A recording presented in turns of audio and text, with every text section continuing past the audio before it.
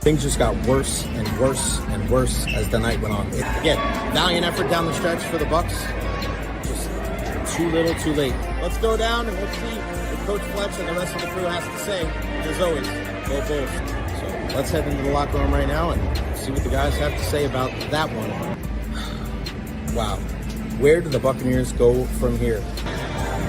What an incredible atmosphere.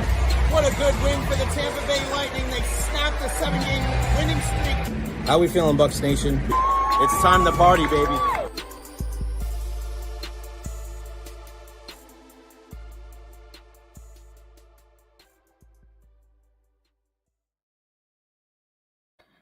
What is going on, everybody? Welcome to the Recher podcast here on Facebook, YouTube, and Twitter/X. I promised my grandma that I would send her the link when I went live. I'm going to do it right now. Grandma, I love you. Boom. She's been having some difficulties getting it when it was just on Facebook. So I'm sending her the YouTube link so she can check me out over there. And I hope everybody out there will too. Happy Tuesday. I hope you're feeling a lot better today than you did yesterday. I sure as hell am. Man, I was pretty emotional yesterday after being pretty calm Sunday night after the Buccaneers lost to the Washington Commanders, but I had to get that all off my chest, and I did yesterday. And this is another reason why you want to follow me on all social media platforms, Facebook, YouTube, Twitter, Twitch, TikTok. Those videos are going up everywhere. When you're talking about the future of Lavonte David, why I think that he's played his last snap here in Tampa Bay and in the NFL as a whole. Also, the future of Todd Bowles, our discussion with Martin Gramatica, and what really pissed me off about the Buccaneer loss on Sunday night. I kind of went off a little bit, and that's the thing with me. You're not going to get that every show. And I know that pisses people off when every single time you turn on any type of sports show, TV, radio, and every single time it's somebody yelling. That's not what you're going to get here. Sometimes you're going to get insight. Sometimes you're going to get education. Sometimes you're going to get entertainment. And sometimes you're going to get a passionate kind of plea like that of like, just like, what the hell is going on? So go check that out when you can at Recher on all of my social media platforms, and like and subscribe on YouTube. I put up something on social media yesterday. I have goals for the end of January. I want to get over 1,000 subscribers on YouTube. I want to get over 10,000 followers on Twitter/X, and I want 4,000 followers on Instagram. So if you can help me out with that, let people know I'm trying to reach those goals. We should all be setting goals in our life, and that is mine, because I feel like if I can achieve those numbers just by the end of this month, that constitutes a whole hell of a lot of growth in the first month of our daily podcast. And that helps, because the more people that are checking us out here on the podcast, the better off we're going to be. And I can't wait to see what the future looks like here on the Recher podcast. So right now, if you can, if you're watching on Twitter, on YouTube, on Facebook, subscribe, like, hit that like button. I only got 1 like so far. I want to get those thumbs up to at least 10 for every show. So when you're watching, hit that like button, because it certainly does help. Shout out to my guys, Bart and Dolan, and the Buccaneers podcast, JJJ, Ryan B, Game Day Go Lightning. You got that right, buddy. Bolts back in action tonight in Boston against the Bruins. Tune into that game tonight. I'm telling you, there's going to be fights. There's going to be physical play. We know how the last game ended at Amalie Arena, where Lilleberg cross-check Haslick in the face. Listen, he was coming after him with 2 seconds left. I'm not going to ever absolve a guy from complete blame when you cross-check somebody in the face, but it's just natural when somebody's coming at you to put your hands up to defend yourself. We've seen that before in hockey. You got the stick in your hand, that kind of thing is going to happen. No excuse, but that was one of those things where it was a reason, not an excuse. But that is going to be a physical, hard-hitting contest. Lightning Bruins tonight before the Bolts return home to play Thursday night here at Amalie Arena. Alex Killorn and the Anaheim Ducks come in town. Can't wait to see Killer. Greg Linnelli is going to join us at 1:30 today from Lightning Radio, my good friend. You want to talk about ultimate ball busters? Wait until 1:30 today, because Greg and I, that is what we do. Shout out to my guy Hammer. Hammer will definitely talk today. Dolan's sick of people praising Daniels. Dolan, I'm with you, buddy, but you got to give credit where credit is due. He was fantastic. He played really well. I know people are sick of it, but one thing that I definitely want to articulate on the show today, and it was whether it was Washington fans or not, on social media after we posted all the videos. Listen, I Do I think that the Lightning played their best in the game Sunday night? No. Does that take anything away from what Washington did? Not at all. Not at all. I thought Washington played really well. All sides of the ball. I thought they coached well. They were aggressive offensively. They made the big plays defensively. They got the stops when they kind of had to, I guess. I mean, they kept the Bucs to 20 points, and you're talking about one of the highest scoring teams in the league. They got the stops when they needed to. They got the turnover when they needed to. Right? That's what you got to do. You got to play complementary football. And it's kind of crazy because when you look at some of these NFL teams, some of them obviously didn't make the playoffs. Some of them make it to the playoffs and then they get bounced in round one. And you kind of look at some of these teams that lost and you wonder, how are they feeling after the game? Because you go through all the games, the Steelers are probably wondering, like, what's the future hold for us, right? We talked about it yesterday. I don't know where they go because they seem like they're just kind of muddled in mediocrity right now. The Denver Broncos have to feel pretty good about themselves. They probably didn't think they were going to be a playoff team with the rookie Bo Nix as their quarterback, but hey, that's just the way it is. They move on. The Chargers, they're a little bit of, I think, both. Excuse me. Partially, I'm sure they look at it and go, all right, Justin Herbert probably should have gave a little bit of a better account of ourselves, but year one under Jim Harbaugh, it's probably only going to get better going forward. The Packers came up against the Eagles. Eagles were a better team. Packers were not healthy. I don't think they look at it as a lost opportunity. I think all right, let's draft well, let's recuperate, let's go back to next season because they know they're probably playing in the best division in all of football. I mentioned the Buccaneers, more on them in a second. But last night, watching that game, what was your opinion of that game last night from a Vikings perspective? I am not surprised that Sean McVay and the Rams were able to come out on top because I think Sean McVay is a top 3 coach in the NFL. But this is why I was worried about the Vikings going into this game against the Rams. And I thought it was probably the easiest game to call all weekend, is that I just don't trust Sam Darnold. I don't. And you could say, look at the sample size of the entire regular season. It's a long regular season. You play against a bunch of different teams. It's not always who you play, it's when you play them. Every single throw isn't scrutinized. You're not playing against teams that are like going to be able to sack the quarterback like you saw with the Rams last night. You're not going to be able to play teams that are as good as they played in Week 18 against the Detroit Lions. I don't buy that Sam Darnold is going to be the guy to lead them to the promised land. They've got to be looking at J.J. McCarthy as the guy, right? Hey, we drafted you in the first round. You're the guy that's really going to unlock this offense. I know, and you heard this after the game last night, I know Kevin O'Connell is sticking up for Sam Darnold. But there's no way he can look at that guy and think that he's good enough to lead him to deep postseason runs year after year. It's the same exact look that we saw from Sean McVay when Jared Goff was unable to get the Rams over the hump. And he had to make a deal for Matthew Stafford. They won a Super Bowl, and the rest is history. If you don't have a mobile quarterback, then you better have an elite offensive line or an elite play caller, an elite quarterback that's a pocket guy. And we saw that last night that the Vikings, they don't have an elite quarterback right now. Time will tell about J.J. McCarthy. And their offensive line was not up to snuff against that potent Rams defensive line. And look at the L.A. Rams. They lose Aaron Donald, and they're still getting after the quarterback all night long. That was very impressive. But you look at the teams in the NFL, like every single team that's still in there has a guy that can move around a little bit, except Detroit. But what does he have? He has a fantastic offensive line, one of, if not the best offensive line in football. You're going to get C.J. Stroud, who can move around a little bit, playing next Saturday at 4:30 against Patrick Mahomes. We know about his athleticism. We've got Josh Allen against Lamar Jackson. You don't got to say anything more about that. Jalen Hurts, we know what he can do. All right. Matthew Stafford, he's a guy that he's not going to run, but he's so agile around the pocket. He gets rid of the ball. He throws it from so many different arm angles, and he's got the best play caller, in my opinion, in the entire game in Sean McVay. Jaden Daniels. I think it goes to, nobody has to say about how good Jaden Daniels is after what we just saw. And then I just mentioned Jared Goff with the elite offensive line. Like, you have to have so many good players around you, good coaches around you to be successful in the NFL. If you don't have a guy that can move, if a guy that can extend the play, a guy that can really hurt you with his legs.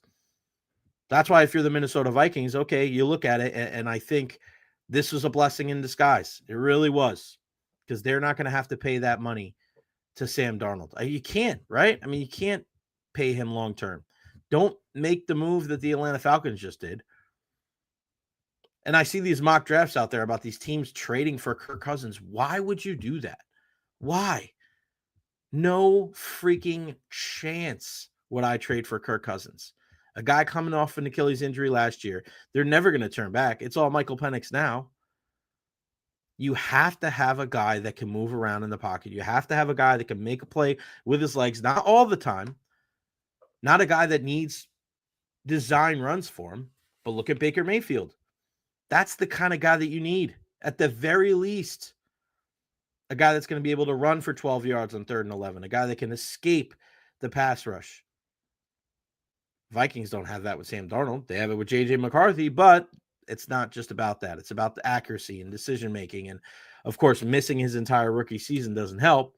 I don't know how much he would have played, though, because Sam Darnold really did do a good job in the regular season. But you're not graded on the success in the regular season. Every single team and player is judged by the success in the postseason. The margins are finer. The mistakes have to be fewer and far between.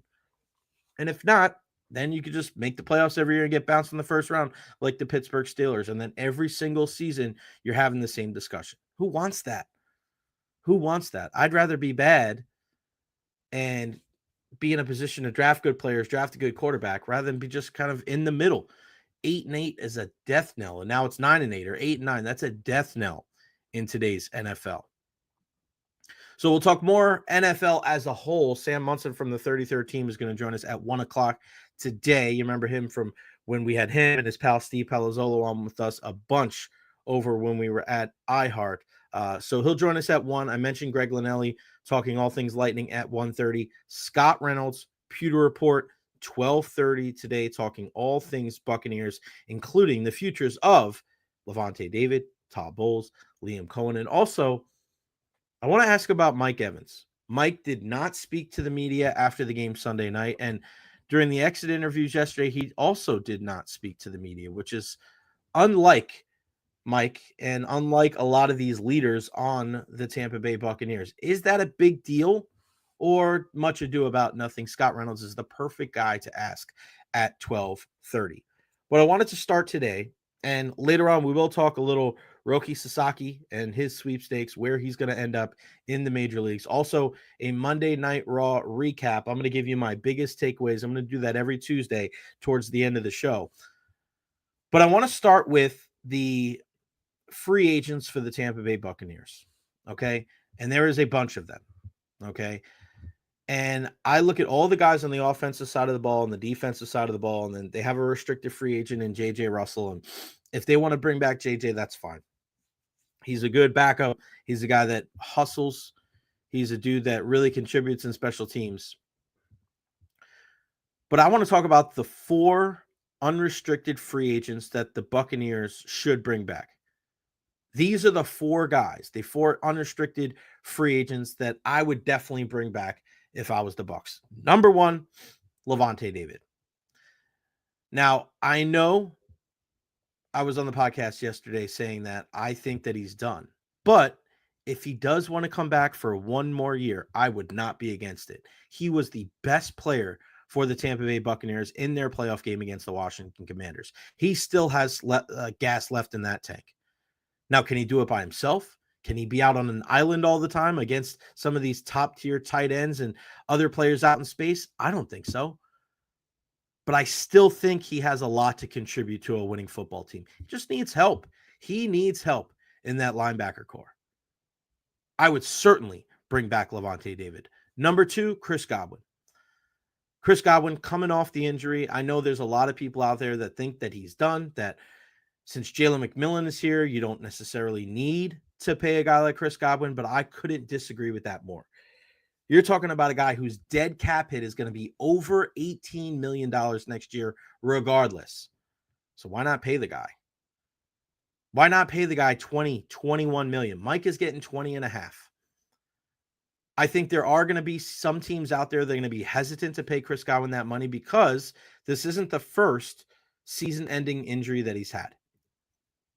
And you look at what's going on with him. You look at, he just had a baby, and congratulations to him and his wife. Why would you want to leave? Why would you want to leave this environment where you know that there's an offense with Liam Cohen that highlights what you do well? We didn't see that last year with Dave Canales, but we see it right now, or we saw it this year with Chris Godwin. Tampa loves you. You have a guy, a big brother in Mike Evans. You have the next generation in Jalen McMillan. Like, you could be the mentor to Jalen McMillan in a couple of years when Mike eventually retires. I still think that the Buccaneers can pay Chris Godwin around $20 million to keep him here. Give him the same deal that you just gave him. 3 years, $20 million per. Find a way to kind of slice it up in a way that it makes it palatable for the salary cap. I don't think there's a reason why, and especially because that dead cap money is over $18 million, why Chris Godwin shouldn't be here next year. Number 3, I'm going to go with Shaq Barrett. Now, I know this is more emotional than anything, but I look at what this team needs when it comes to the outside linebacker position, when it comes to the pass rush. There's no reason why, if Shaq is going to commit to being in the NFL next year, that it shouldn't be here with the Buccaneers. Does it mean that you're relying on him as a starter? No, it doesn't mean that at all. Because I think you need to get guys that are younger and guys that can give you a lot more on the outside than what you got even before Shaq returned. You know, Yaya Diaby and Chris Braswell are going to be part of this team next season. I think Shaq Barrett would be a perfect complement to them, a perfect guy that can rotate in there during passing downs, and a guy that's just a good dude to have around. So keep an eye on Shaq Barrett. I would love to have him come back. I think if it's an affordable deal for the Buccaneers, I think it makes a lot of sense. And also, I'm going to stay on the outside. I'm going to go Anthony Nelson. Anthony Nelson is a perfect rotational pass rusher that is a solid veteran that is going to be available every single week. He comes up with big plays. You remember the play he made earlier this season in Carolina against the Panthers that ultimately saved the season for the Buccaneers. They probably don't make the playoffs without Nelly making that play. Another guy that is going to be there and part of the pass rush contingent for the Tampa Bay Buccaneers. And I'm not saying splash cash at him and break the bank. And if other teams are going to do that, then, hey, you kind of wipe your hands and go, hey, good for you, Nelly, go do your thing. But if you're telling me the pass rush starts next year with Yaya Diaby, Chris Braswell, and then Shaq Barrett and Anthony Nelson as some depth pieces, I think that's a good start. I think you should get another guy in the draft. I think you should possibly bring another guy in from free agency. And then you'll have 6 guys on the outside, because that is a huge point of contention when it comes to building this Buccaneers team. But those are really the only 4 guys that I would bring back when it comes to unrestricted free agents. You know, there's others when you look at a guy like maybe Ben Bredesen, who did a decent job at the guard spot. He was durable, but he did not grade out well by PFF standards. I went back and looked it up. You're talking about a guy that just, you know, can you get better in that spot? Are you going to use a draft pick there? Can you find another guy in free agency? Maybe. But when you go back and you think he was in, like, I think the overall ranking was like somewhere in the 90s out of 130 in the NFL. Granted, you didn't hear his name a ton, right? You didn't hear his name a ton. So that's usually a good thing for an offensive lineman. So if they bring him back, I wouldn't hate it. But I think you could possibly upgrade in that spot. You want to bring back some depth pieces on the offensive line, like a Justin School or a Robert Hainsey, go right ahead. No issues with that either. I think Sterling Shepard is gone. I think KJ Britt is likely out as well. And then these 2 guys that unfortunately were 2 of the worst draft picks in the Jason Light era, and that's Joe Tryon-Shoyinka and Kyle Trask. And it's kind of crazy to think about what their careers were like here in Tampa Bay. There were a ton of people that thought that Joe Tryon-Shoyinka was destined to be a 10-15 sack guy. He got opportunity after opportunity after opportunity. Everybody in the Tampa media was just blowing this guy up, thinking that he was going to be the man. And it just never worked out. He would over pursue. He wouldn't get to the quarterback. And then we saw at the end of last season, Todd Bowles was like, enough is enough. We got to get Yaya Diaby. And he was the guy starting over JTS. I wish him well. He's a great guy. Everybody says, man, he looks like a hell of an athlete. Well, I've been warning you about this for years. When the decision makers say a guy looks like a good athlete or he is a good athlete, you know what they're really saying? He's not a good player. And unfortunately for JTS, he's just not a great football player. Kyle Trask, you wonder how things could have worked out differently if, let's say, the Buccaneers went in a different direction and they didn't bring in Baker Mayfield and we got a chance to see Kyle Trask. You know, we charted pretty much every throw and every interception during training camp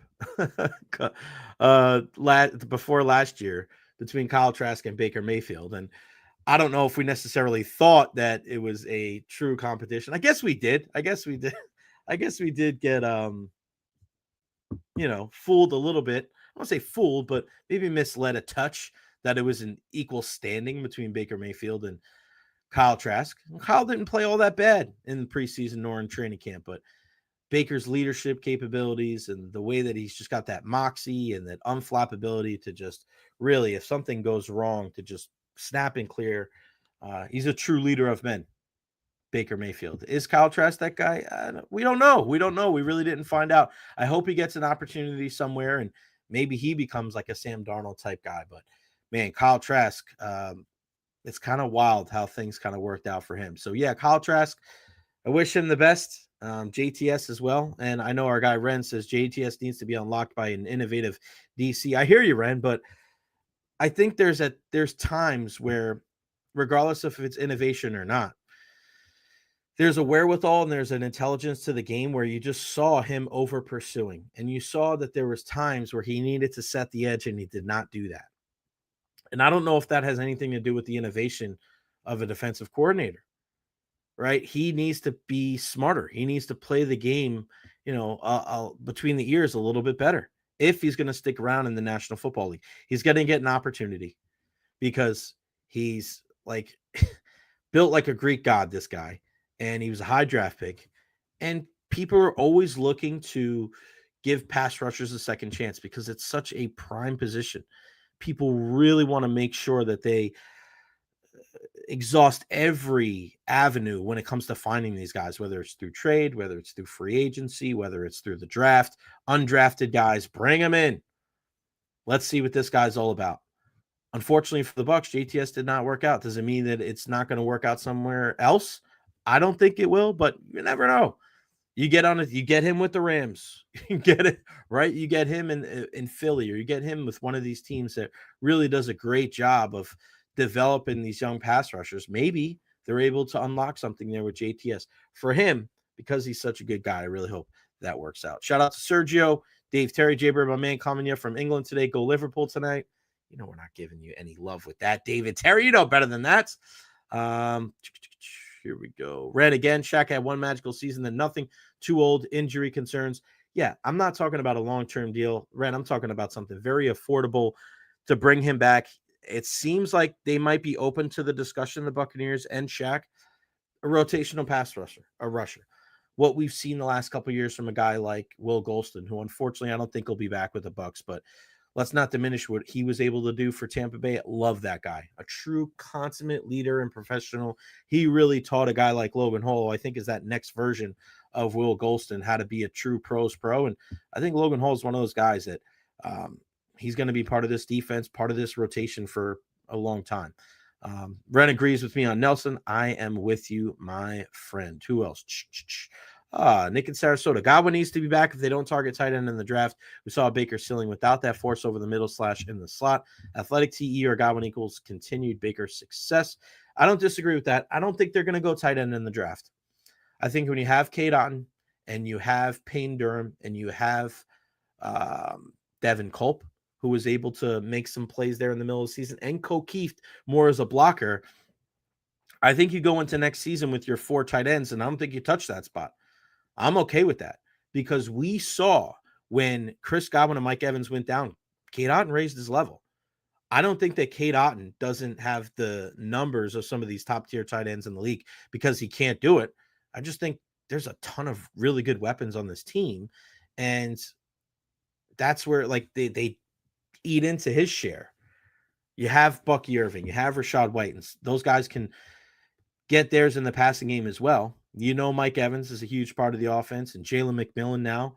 Chris Godwin, if he comes back, like the more times, if there's only one ball to go around. So I don't think that they'll use a draft pick on a tight end. If they do, I think it'll be very late. But why? Payne Durham was a guy that coming out of college, people were wondering, is he going to be able to block? He's a big pass catcher, and he's made some nice grabs. So a touchdown there in week 18, but he has made tremendous strides blocking. I love what I've seen from Payne Durham. And Devin Culp, man, he is fast as hell. And they love Devin Culp, another Washington guy. So I think he's kind of a long-term project. He'll be a guy that when we saw it when Cade Otton was out, that can just jump right in there and be a part of this offense. So I like it. I like it. I think it makes a lot of sense. Edwin Hernandez, thank you so much for joining us today. We need to go defense in the draft. Offense is in good shape right now. I wouldn't hate a guard. And that's pretty much it. Maybe if you don't bring Godwin, maybe a wide receiver. But I think guard's the one spot. You know, let's not forget Elijah Klein, another guy that they really like. I think he might get the opportunity to play at the guard spot. So keep an eye on that. But yeah, I wouldn't hate one of these all defense drafts. Give me a ton of guys. Throw numbers at position that need numbers. Secondary, pass rush, numbers after numbers after numbers. Just throw them all out there. Give me everything you got. Because, guys, when you look at these lists, when you look at the dudes that are not returning, it is a lot. It is a lot of different players when you think about the free agents. Just listen to some of these guys. I mentioned Bredesen, Britt, we know Chase Edmonds, but defensively, Mike Edwards, Will Golston, Bryce Hall. It would have been interesting to see what he could do to help at the corner position, getting banged up so early this year. Losing him in game one really tested that depth at the corner spot. Greg Gaines, do you bring him back? Decent rotational guy. Let's see who else on the defense. Tavier Thomas, another guy that can fill in at the corner spot, more of a special teams dude as well. So, yeah, I think that this Buccaneers team is going to be able to fill in the gaps, whether it's in free agency or in the draft. But one thing that we have learned over the years is that even if guys leave, they can come back. And that should tell you all you need to know about Todd Bowles and this Buccaneers organization as a whole, because we've seen guys like Keenan Isaac, guys like Kayvon Merriweather, guys like Mike Edwards, guys like Jordan Whitehead, right? Like there's so many of these guys that left that came back. And that doesn't happen everywhere. And part of the reason why that does happen is because they know Todd's system.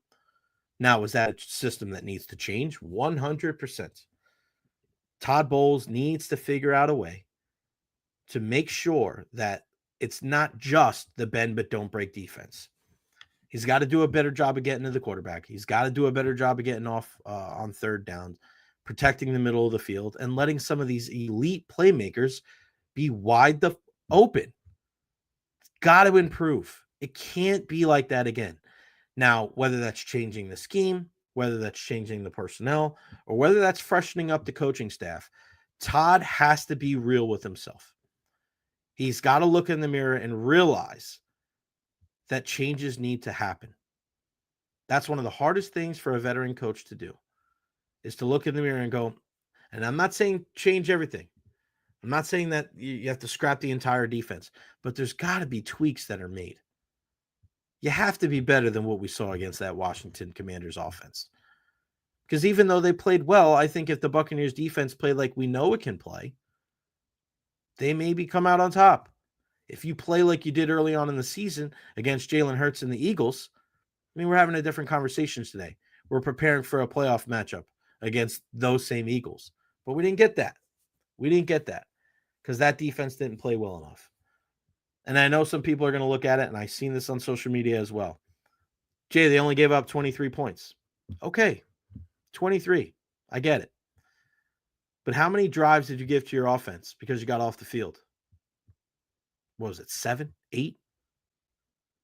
think about it like this. When you look at what the Washington Commanders did on offense, they were 8 of 15 on third down. 8 of 15, right? And then 3 of 5 on fourth down. So this is a team that they were going for it regardless. And the Buccaneers just didn't do a good enough job of getting off the field. They didn't give Baker the football enough. They didn't let their offense go to work. And when you are playing a team and that team doesn't punt, I mean, what do you think is going to happen? I don't care how many points you scored. The Buccaneers defense had to be better. You could blame whoever you want, but changes certainly need to be made. All right, let's bring in a guy who knows a thing or two about the Tampa Bay Buccaneers, the one and only Scott Reynolds. Pewter Report. What's going on, buddy? How are you? Good, Jay. How are you doing? I'm doing well. I was pretty calm Sunday night. I was lit. I was fired up yesterday, man, because with this defense, right? And I'm not just sitting here and blaming Todd. I just think, he's definitely not absolved of all the blame. Yeah. He deserves his fair share. Yeah. But I just look at this team as a whole, and you're going against a rookie quarterback, and they don't even punt, and it's just, it's like this was a winnable game. And I'm not taking anything from Washington, but Scott, this was a game that the Buccaneers, if the defense just plays adequate, they win this game. No, you're exactly right, Jay. And I'm going to pull up some scores here from some other playoff games, and we'll talk about the outlier. The outlier is actually the Buccaneers game, right? The Rams last night beat the Vikings 27-9. The 9. Keep an eye on that. 9. The Eagles beat the Packers 22-10. The 10. Keep an eye on that. The Ravens beat the Steelers 28-14. Keep an eye on that. 14. The Texans really took it to the Chargers 32-12, even with the defensive score. Keep an eye on the 12. In the Bills, we saw them demolish the Broncos 31-7. The 7. Keep an eye on that. So the Buccaneers lost to the Commanders. But out of the losing teams in the wild card round, Tampa Bay scored the most points with 20 points. No other team that lost on wild card weekend scored 20 points, right? The highest scoring opponent, or I should say team that lost, was the Ravens, beating the Steelers 28-14. The Steelers had 2 touchdowns, right? So the Bucs had 20 points in the loss. All of the other teams that won dominated defensively, holding the Vikings to 9, the Packers to 10, the Steelers to 14, the Chargers to 12, the Broncos to 7. My point is, when you look at this Todd Bowles defense, the Buccaneers offense has had the superhero cape all season, right? From week 1, when they scored 37 points in Liam Cohen's debut, winning 37-20. And I'll remind you, the Commanders missed 3 field goals in the season opener. Maybe should have been 37-29.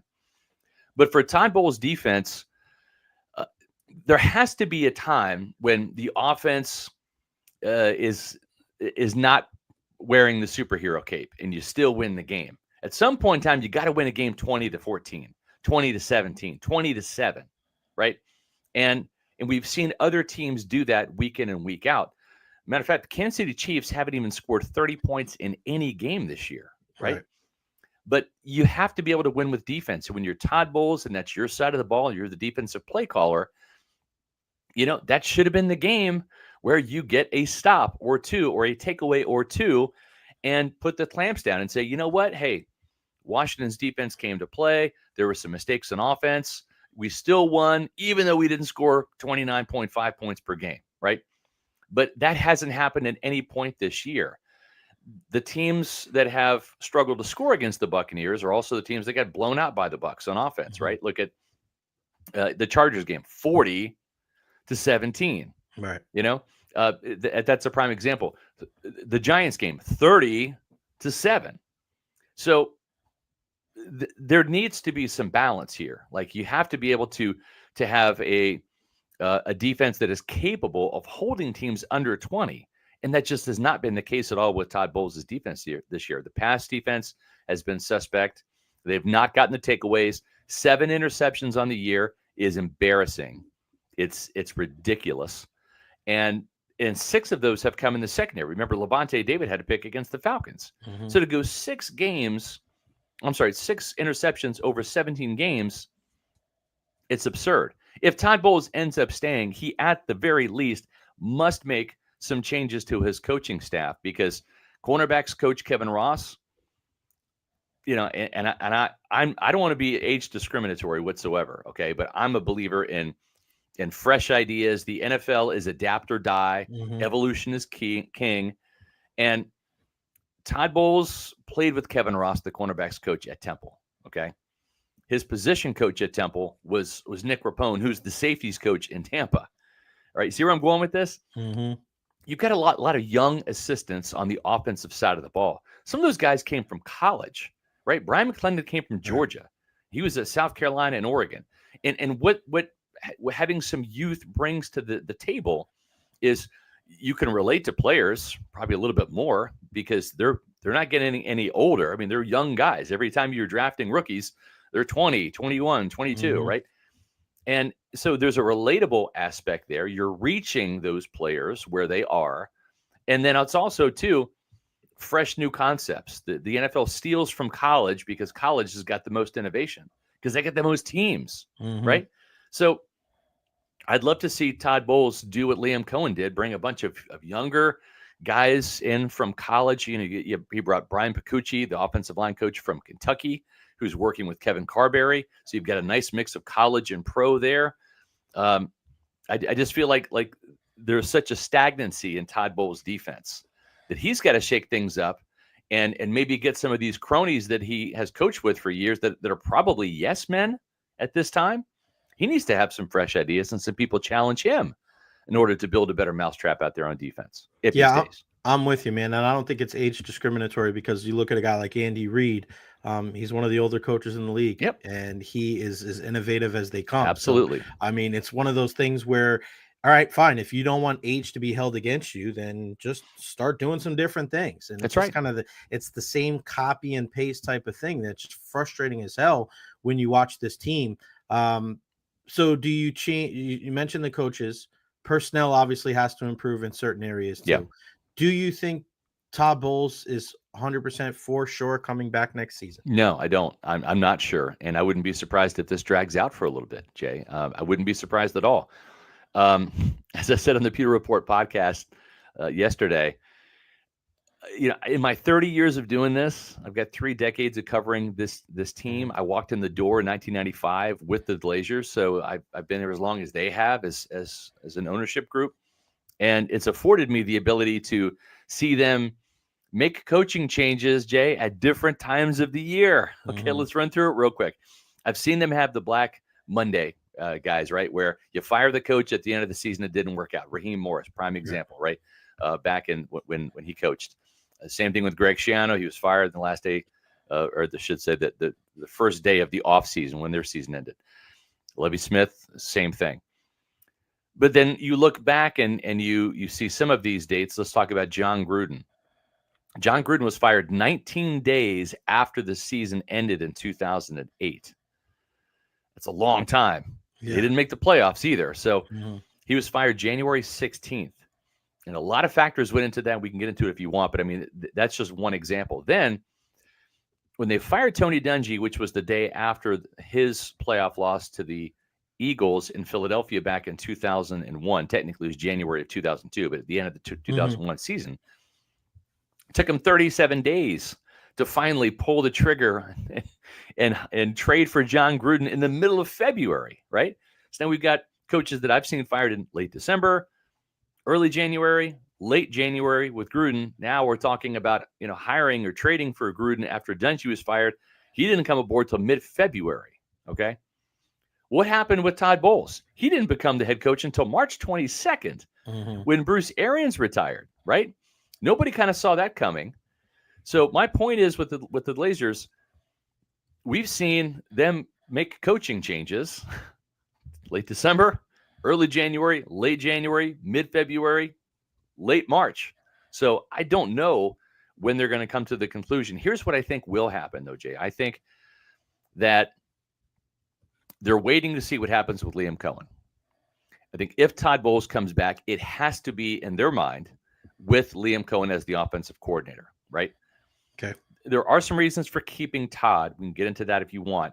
But let's focus on Liam Cohen. they're not going to let him leave.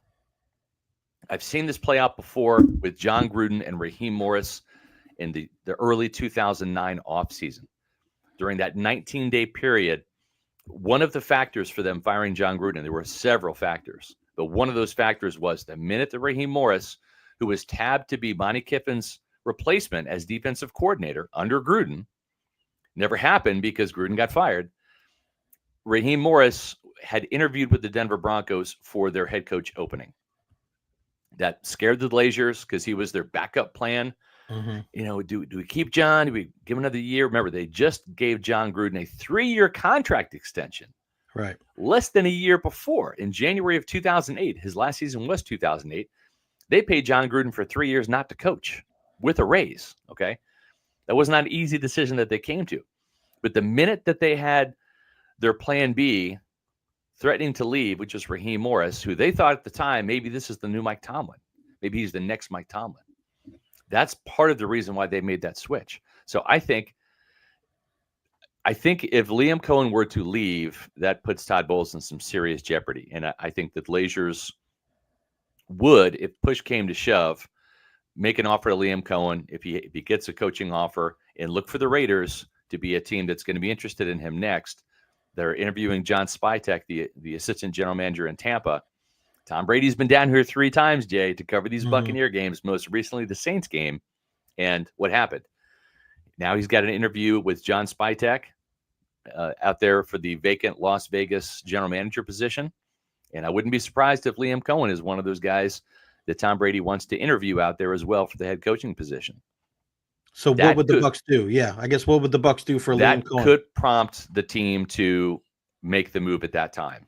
And the move you're saying is Bowles out, Cohen elevated? I believe so, yes. To me, that makes the most logical sense. If you look at the head coaches that have been fired so far, and I say fired because that's the key word here, right? Antonio Pierce, defensive-minded guy, Raiders. Gerard Mayo, defensive-minded guy, New England. Dennis Allen kicked things off, right? In New Orleans, he was the first firing. Robert Saleh with the Jets, defensive-minded guy. And then Matt Eberflus in Chicago, right? So those are 5 defensive-minded coaches that have been fired. Now, Mike Vrabel is replacing Mayo in New England, but he has a proven track record of being a walk-around coach. He's not really a defensive play caller like Todd Bowles is, right? But you can even see in Jacksonville, who fired Doug Peterson as an offensive-minded guy. They're looking for another offensive-minded guy to work with Trevor Lawrence.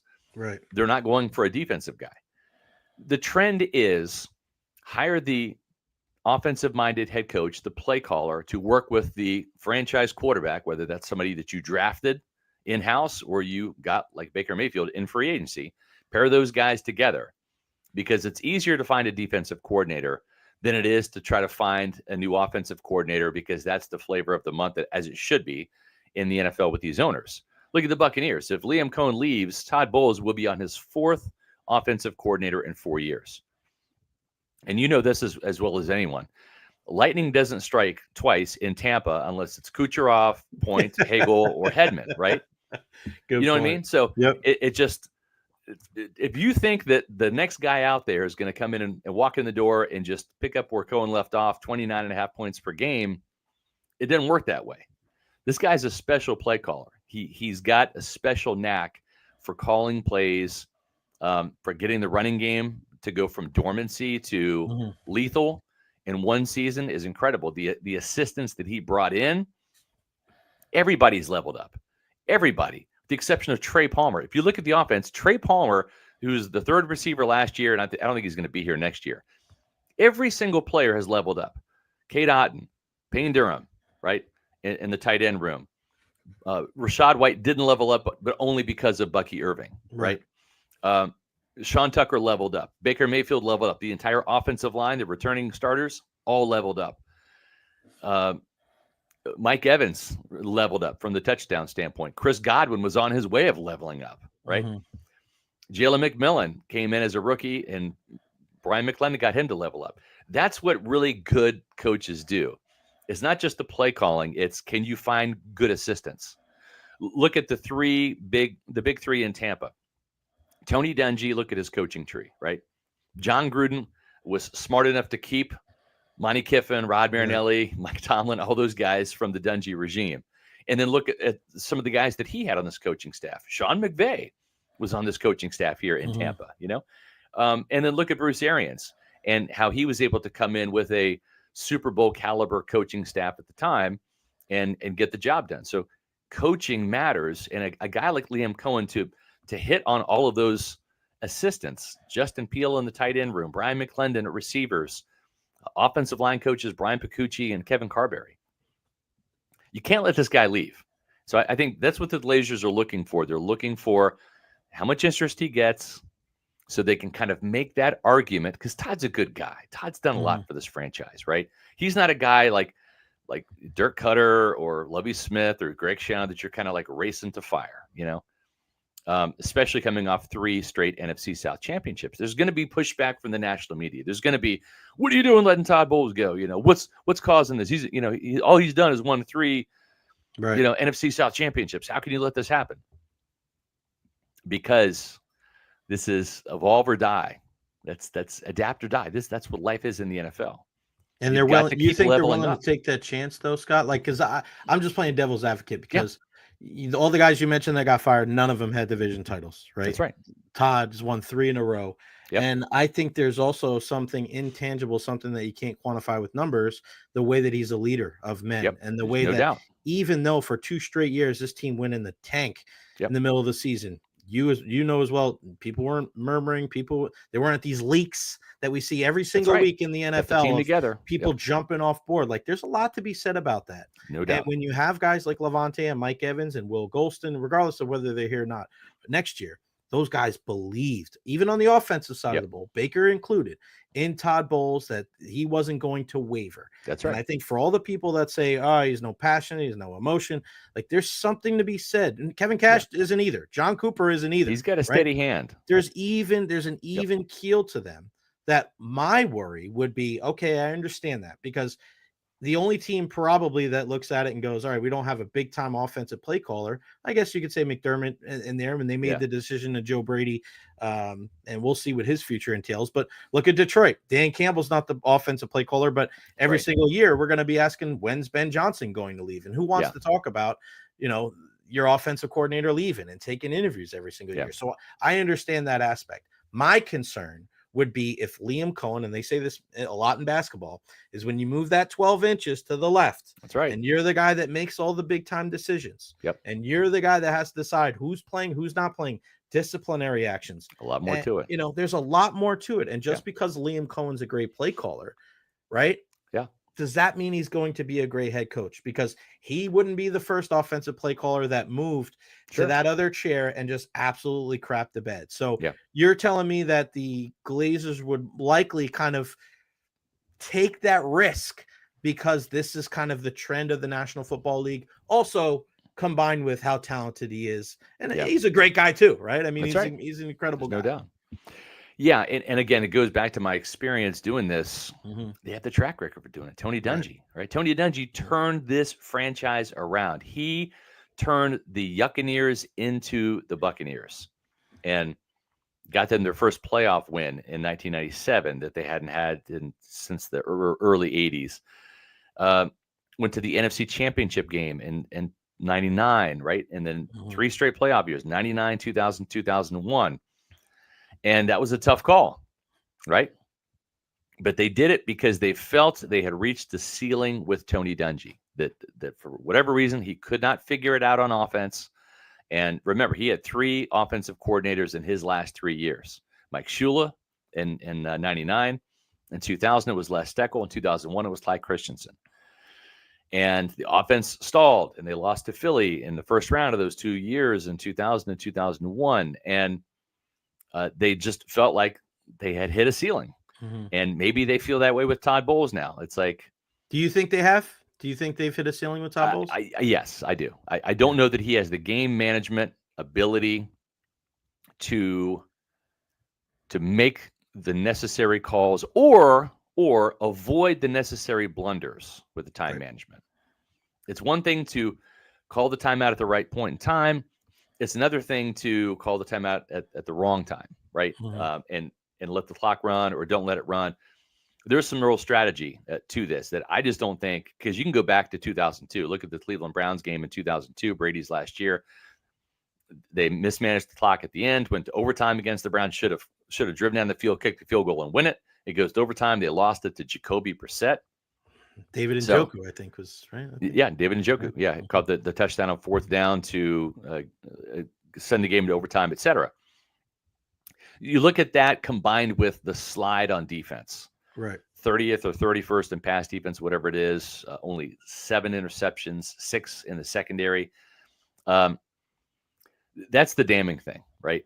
Let's put it this way. If Todd Bowles was a walk-around coach, we would all be saying fire the defensive coordinator. Right. Just because it wasn't good enough this year. And so he is the defensive play caller. I don't think he would surrender that. But if he does come back, and if I'm the Glazers, if I'm Jason Light, if Todd is going to come back, it must be with Liam Cohen, and he must make some changes on his coaching staff on the defensive side of the ball. If he doesn't, then you kind of force my hand, and then we're going to go this route. But because there are so many different scenarios, what if this, then that, right? Mm-hmm. That's in play right now, because Liam Cohen has the job interview for the head coaching job in Jacksonville. I think that the Raiders are going to come calling. There might be another team in the mix at some point. I think they're surveying the landscape, seeing how this works, because this is not an easy fire with Todd Bowles, given his reputation, what he's accomplished, what he's meant to the franchise. I think they're looking for the see. Right. We had to do this. Mm-hmm. They were going to take Liam, and Liam's 39, and he could be the next Sean McVay or the next Kyle Shanahan. And to your point, Jay, and you're not wrong, he might be the next Mike McDaniel. He might be the next hotshot guy that doesn't work as a head coach, doesn't pan out. Dirk Cutter didn't pan out here, right? He ended up ceding his play calling to Todd Monken the last year because he just wasn't working. But you don't know until you give these guys a chance, right? They did it to Dungy. They did it to Dungy. They'll do it to Bowles, right? Yeah, exactly. So there's precedence to this. There's precedence in a lot of different aspects here. The waiting game is precedent. Yep. Firing the popular defensive-minded head coach that's done a lot for your franchise, there's precedent. Wanting to level up, wanting to go in the offensive direction, right? There's only been 2 Super Bowls, one here. Both of them were feisty offensive play callers. Right. Even though Bruce Arians didn't call the plays, he was the orchestra of the offense. It was his playbook. He let Byron Leftwich. Actually, it was Tom Brady running the plays. Let's not kid ourselves here. But what I'm saying is if you're the Glazers and you're sitting back there, and the important word about, I didn't say Glazer, I said Glazers with an S. It's Brian, it's Joel, it's Darcy, it's Ed. They even have 2 more owners, Avram and Kevin. Okay, so there's 4 co-chairmen. There's 6 owners. This is not like Jason Light, right? Just going in to talk to Woody Johnson or Mark Davis. This is there's a lot of people to talk to here. A lot of different opinions. It's a thorough process. It is a thorough process. You can't have a hung jury, right? You can't have, well, we're going to take a vote. No, it needs to be fully coordinated here. You've got to have all the owners on board. Oh, and by the way, they're family too, Jay. Do you have any brothers or sisters? Right? Do you ever fight with your siblings? Do you agree all on the time, everything? I know. Right. Yeah. So you know what I'm saying? It's a process, and I'm not surprised that a decision's been reached yet. We could be waiting a week or 2. We could be literally not knowing which direction this franchise is going to be going, and who's going to be steering the ship for a couple days or a week or 2 now. Scott, before I let you go, I got to ask you about the future of Levante David.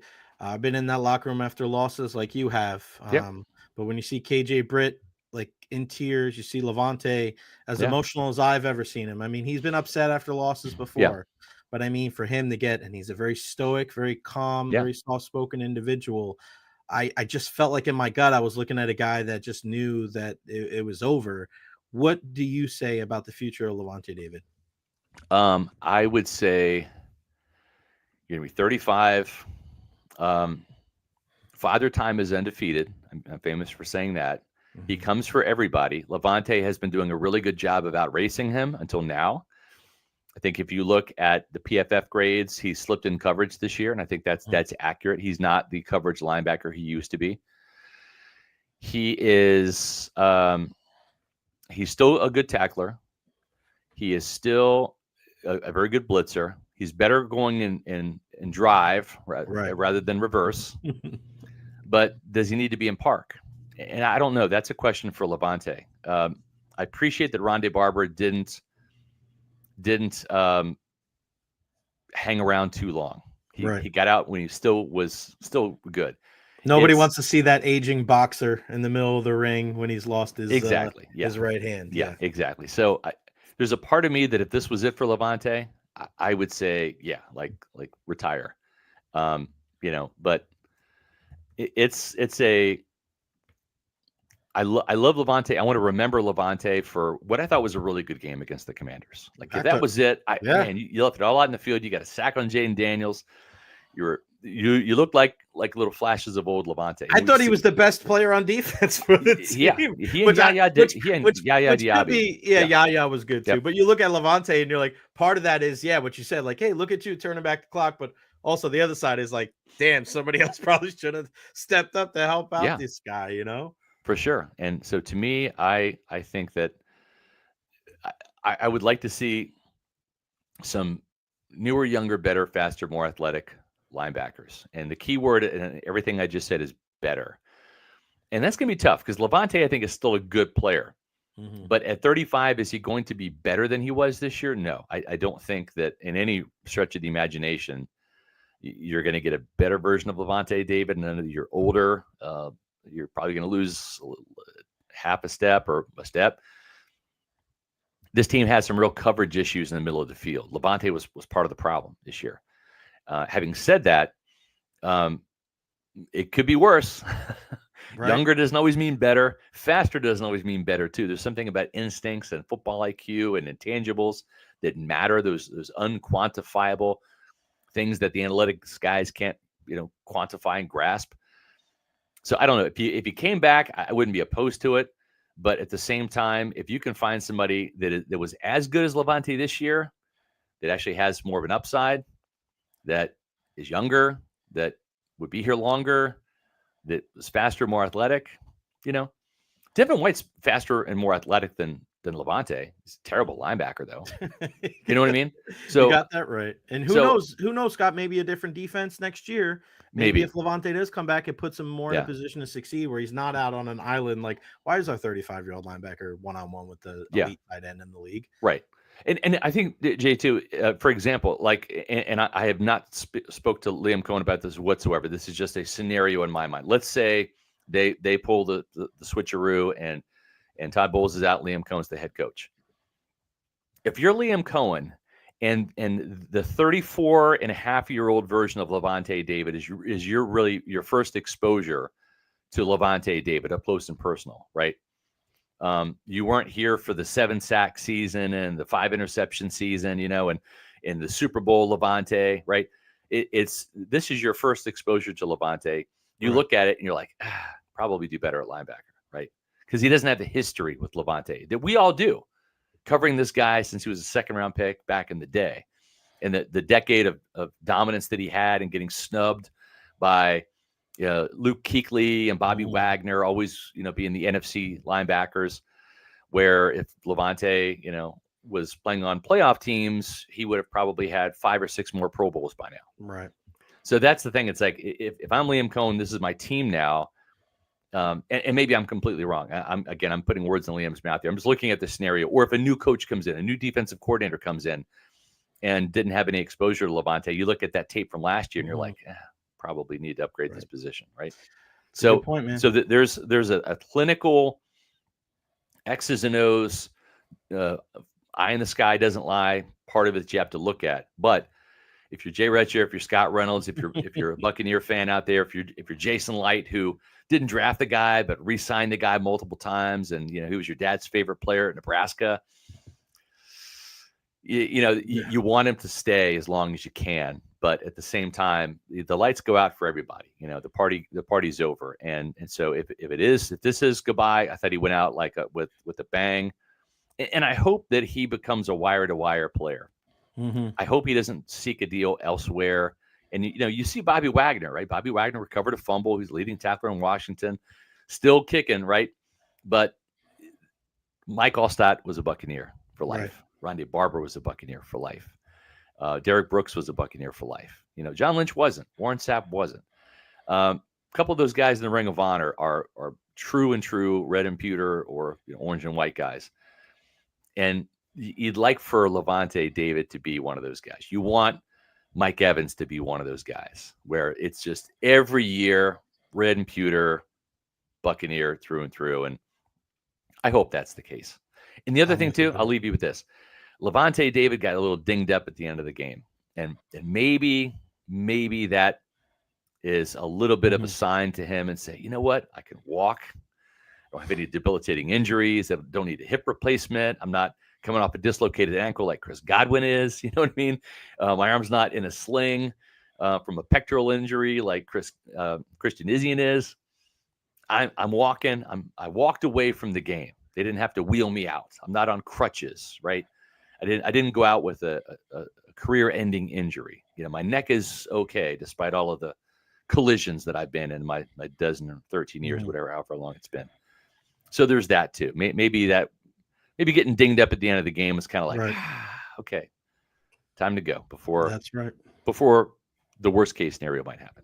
Agreed. Scott Reynolds, Pewter Report. Check him out, pewterreport.com. Scott, appreciate it, man. You guys keep up the great work and have a great rest of your week. You too, Joe. I love your show. Glad you're doing this. Encourage everybody out there. Subscribe to this guy. He's doing great work here in the Tampa Bay area. Love being on your show with you and Zach for years. And now I love being on your show here too. So wishing you continued success and can't wait to see you have to grab a beer sometime. Yes, sir. Thanks, Scott. Have a great week, buddy. Bye. Good stuff there. We're going to move from Buccaneers talk. Our guy, Scott Reynolds. We could have talked for 2 hours. Let's bring in our guy, Sam Monson, 33rd Team. Check the Mic podcast with our guy, Steve Palazzolo, my second favorite Irishman behind Roy Keane. Sorry, buddy. I mean, me as a United guy. Roy Keane's divisive, You either love him or you hate him, depending on where you are in the old Saipan incident. So I get it. Right. I understand that. Yeah, my Irish roots too, man. Sam, good to talk to you, man. Thanks so much for joining us today, man. Football. This first week of the NFL wildcard was just absolutely nuts. We were just talking about the Bucs. I want to ask you your opinion from an outside Tampa Bay perspective.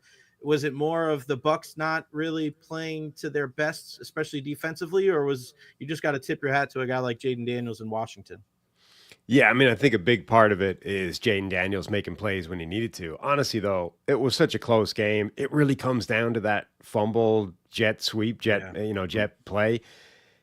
It sucks. Like, though, I felt as a neutral, I felt sad in that game that one of those teams had to lose. They were a team. I would have liked both of those teams to progress to the next round. The Bucs are fun. Baker Mayfield's such an awesome guy to root for as a quarterback. But the Washington Commanders with Dan Quinn and his kind of redemption arc, and then Jaden Daniels playing as well as any rookie maybe ever in the NFL at the quarterback position, and he looks phenomenal. It's like eventually the Bucs had their chances. They made that sort of defensive stop, got a little bit of help with, officiating, and the Washington Commanders had chances on that little stand, but they got the stand, they got the ball back, they had the lead, and then you put the ball on the turf and Bobby Wagner pounces on it, and suddenly all the momentum and all the advantage that you had suddenly swings back to Washington, and that ended up just being enough, just too much for them to claw the game back. So I don't think that they really let themselves down or that they underachieved. I think it's just one play in the bounce of a ball, unfortunately, in the playoffs can be the difference. Yeah, I think too, like that's the reason why you go get Bobby Wagner. Like I know that's not the only reason, but that's the guy with the nose of the football it's a future Hall of Famer. And that's the reason why you have that guy in the middle of the defense to come up with a play like that to give you an opportunity to score a touchdown. I want to get your opinion too on Todd Bowles and Liam Cohen, because that is the biggest conversation here in the Bay of, is Liam Cohen going to leave? We've seen this last year with Dave Canales. Does this mean Todd Bowles' future is kind of tied with that? I'm not asking as far as like inside information, but as far as a guy like Liam Cohen, would you keep him if you were running the risk of losing him? And would you get rid of a guy like Todd Bowles just to keep Liam Cohen because he's such a young, innovative play caller and who he coached under? Yeah, this is like a real difficulty of today's NFL is that the second you're successful, your coaches are going to get poached away from you, right? And we saw that a couple of years ago with Philadelphia. They went to a Super Bowl and lost both coordinators in the offseason, and it hammered them last year. I mean, they looked like a badly coached team last year, and Nick Sirianni took the brunt of that.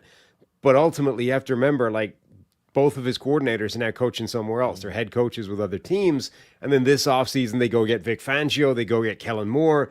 And okay, the offense has been up and down, but the defense has gone back to being the number one unit in the NFL, right? So it's difficult because these guys don't just have to hire well one time. You've got to have a succession plan in place, and you've got to be able to keep this cycle going at coach, because these guys are going to get poached away. The only way of avoiding that is, as you said, if the guy that's head coach is also controlling one side of the ball. So if offense is what you're focusing on, if you want to keep the offensive mind, the only way of doing that is to have the offensive mind as the head coach and have a Kyle Shanahan or a Sean McVay. Right. And then it doesn't matter if the offensive coordinator is getting poached, because he's not really the architect of the entire system. So that's the sort of decision that the Bucs need to make is Liam Cohen the guy that we want to keep in this building, for the next 10 years as the offensive mind, keep him with Baker Mayfield, keep the whole offense intact?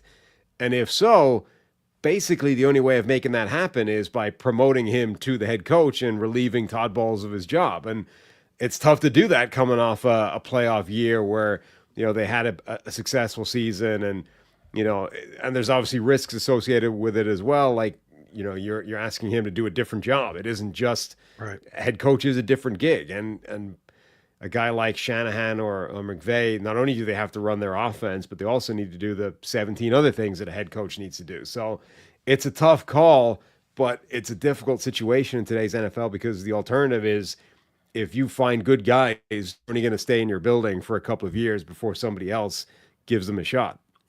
Sam, it's so funny how the Cowboys, they don't make the playoffs this year, but yet they're still smack dab in the middle of the discussion because Mike McCarthy leaves, and now they're looking for a new coach. And of course, Dion was the guy that Jerry has already had a conversation with. Where do you think Mike McCarthy winds up? Do you think he coaches somewhere else next season? And B, who do you think will be the guy there in Dallas?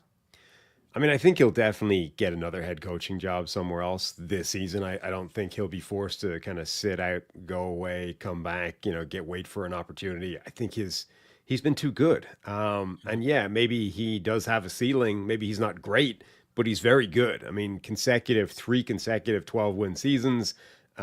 He has, I think, the third most playoff wins of any active head coach in the NFL right now. Okay, they haven't come recently, but this is somebody that's won playoff games. This is somebody that's won a championship. The resume is too good. When teams are searching around trying to find just anything other than terrible, there's too much positivity to what he can bring to the table. I think someone will hire him. And even Jerry Jones, I think, was kind of looking for reasons to keep him around and gave him a lot of time and a lot of patience. So yeah, I think he gets a job somewhere. Maybe he's the answer to a team like the Jets, who have that kind of weird ownership issue. And maybe there's a lot of the sort of hot candidates, guys like Ben Johnson, would stay away from that because they don't want any part of that ownership situation. Maybe he's the solution to a team like the Jets. And for Dallas, Jerry Jones loved the headlines. Like, if there's one thing that guy is truly elite at, it is generating buzz, marketing. Like, he's turned the Cowboys into the most valuable sports franchise in the world because of marketing. I mean, that's his true genius. And one element of marketing is ensuring that you are always in the headlines. So most of us would look at, former all-time great at your franchise, Troy Aikman, basically saying that the job is a poison chalice now. I think most of us would look at that as a bad thing. I think Jerry Jones probably thinks that's good. This is great. This is headlines. Mm-hmm. All anyone's talking about this morning is Troy Aikman and the Dallas Cowboys. This is exactly what we want from a marketing standpoint. So if Jerry Jones can swing it and make Deion Sanders accept that job, I think he would absolutely love that. Whether it works or not, I think that's his dream, because that's the richest content anybody can come up with is Deion taking the Cowboys job. Yeah, it's so funny. If there's ever been a better example of any publicity is good publicity, just put up a picture of Jerry Jones and the Dallas Cowboys. I want to ask you about the AFC, the big matchup this weekend. We have people here in Tampa talking about Baltimore and Buffalo. Just looking at this, and it's going to be cold. There's just going to be a bunch of football. A bunch of running the football. Like, does whoever wins that game represent the AFC in the Super Bowl, and who do you think comes out on top? I think the three teams, and everyone's kind of writing off Houston because we saw them stumble so much, but they played well for half the game last week, and their defense is nasty. I still think Kansas City wins that fairly comfortably, but I think there's three really good teams that are gonna, one spot in the AFC, 3-2 in the championship game. Any of those three teams, I think, could win a Super Bowl this year. I know Kansas City hasn't necessarily been as good as their record this season, but they were getting it together by the end of the year. And obviously we kind of week 18, like almost puts a pin in that because they rested everybody, put out the backups and got waxed by the Broncos by 30. But the couple of weeks before that, they had started to look like playoff Kansas City. And this team has done it too many times where once we've hit the postseason, they've gotten into gear and they've said, okay, it's for real now, let's go. Mahomes, Andy Reid, Travis Kelce, a good offensive line. You can't write this team off. It's a good defense as well. So, yeah, Baltimore and Buffalo is going to be a slugfest. The other thing is, like, what will the toll of that game be, right? Mm-hmm. Somebody's going to emerge victorious in that game. How damaging was it, when they had to come out of the other side? How many players did they lose to beat the other team? That's going to be a big factor. But I think any of those three teams can win the AFC Championship and win the Super Bowl. Who you got, Buffalo or Baltimore? Who are you leaning towards? Man, it's tough, right? It's very recency bias, but I can't get past what we saw from Baltimore. Like, I'm with you, man. You can't stop them. I mean, they run this read option look, and the thing about read option is it's all about assignment football, right? Generally, it's just as long as you've got somebody assigned to each part of the option, you're good. That's not the case anymore with Baltimore, because even if you have a guy assigned to him, that guy has got to try and tackle Lamar Jackson in the open field, and most people can't do that. Or the guy in the middle has got to try and stop Derrick Henry, who's made a career out of running against 8-man fronts. So they're too good. They beat the one guy that you have assigned to it, and then even if you overload to stop them both in the run game, then you've just exposed everything on the back end, and Lamar Jackson's too good a passer. It almost requires one of those weird Lamar Jackson games, which does happen every now and again, where he's just off, right? The first quarter happens and he's missed a couple of throws, and suddenly he's just not quite the same guy as a passer for the rest of that game. Buffalo, I think, almost needs a game like that where Lamar just doesn't quite play the same way for them to win. Yeah, it's funny you say that, because I feel like in every game, there's 3 or 4 plays where it's just kind of like a standard basic running play up the middle. And when Baltimore does it, it's like, oh yeah, you got to tackle Derrick Henry. Like, there's no play off. And then I thought on the one touchdown that he had when Patrick McQueen just kind of running next to him, that was kind of like what defense have been dealing with all year long with Baltimore. Like, I'm not going to get stiff armed by this guy, am I? I can't really go low. Like, you just kind of run with them. Like, it's not a business decision. It's just like, what do you do? It's kind of, you put your hands up. Like, damn, they are just that good. I want to ask you about the NFC side of the ball. Who in the NFC do you really like? And I know it's, after 1 week, and obviously Detroit didn't play, but who's that one team you like that you think that can really, give their best foot forward of like, hey, this is the team to keep an eye out for on this side? I mean, look, I think we've been on a collision course for an NFC Championship game between Detroit and Philadelphia for most of the season. I think it's right that we get that. The Vikings made it a question for a while, but the last 2 weeks they just completely collapsed, and I think now those are the two teams. Philadelphia look fantastic right now.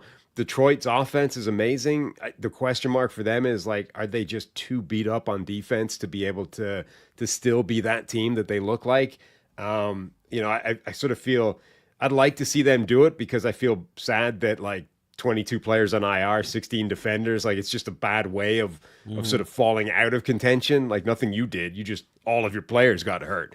But they've overcome that. I mean, they beat Minnesota with nobody left on defense. They've been able to get by that. So I'd love to see that matchup. I hope we see it. The Rams look fantastic against the Vikings. I think Washington is dangerous. But that's the NFC Championship game that I want to see, and then let the best team emerge from it. Yeah, it's a great point. You brought up, and I think that was something that wasn't nearly mentioned enough last year when you're talking about Philadelphia and losing Steichen, and wondering what's wrong with this offense, and then losing Gannon, be like, what's the deal with this defense, right? You're just like, it happens, right? So you get this close, and how good Philly was 2 years ago, and then we saw it last year here in Tampa where they just lost, and you're wondering, is Sirianni the right guy? Are they ever going to get back there? They did, as you alluded to, bring in two different coordinators this year. But if you're Detroit, you're looking at this as, hey, let's not take this for granted. I know we're not the crappy team that they were, and they've done a great job of building, especially on the offensive line. But, Ben Johnson leaves. You don't know if they take a step back next year, and then Jared Goff's a year older, and you just wonder, right, if this is, you got to make the most of these opportunities because they don't come around very often. Before I let you go, I want to ask you about the Raiders. We saw Tom Brady 3 times here in Tampa this year. It's kind of interesting with his involvement in the entire league, right? As a broadcaster, now with the ownership, what kind of impact do you think he's going to have now that we know, all right, Antonio Pierce is gone, GM gone. How much do you think Tom Brady is going to have to do here to make this team a successful team in a division where you got Harbaugh, you got Reed, you got Knicks and Sean Payton? Like, it's a steep hill to climb for the Raiders in the AFC West. I do wonder how long the NFL can just sort of brush it all under the carpet and pretend this is all cool, that Tom Brady can be an owner and a broadcaster and, a guy that sort of has a relationship with players and coaches and stuff.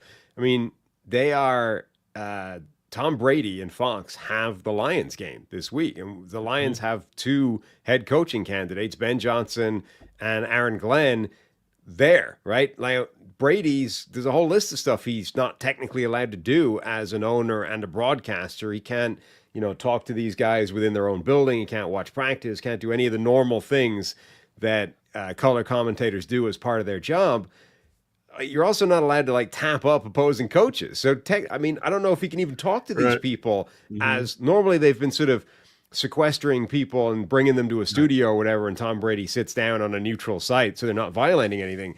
I don't think he's allowed to talk to Ben Johnson or Aaron Glenn based off being an owner of the Raiders and a guy who is trying to, convince people that the Raiders are the place to be and to come and coach for the team and come and be a general manager and all these kinds of things. It is a wild conflict of interest that the NFL seems to be just hoping nobody really pays attention to, or it can go away.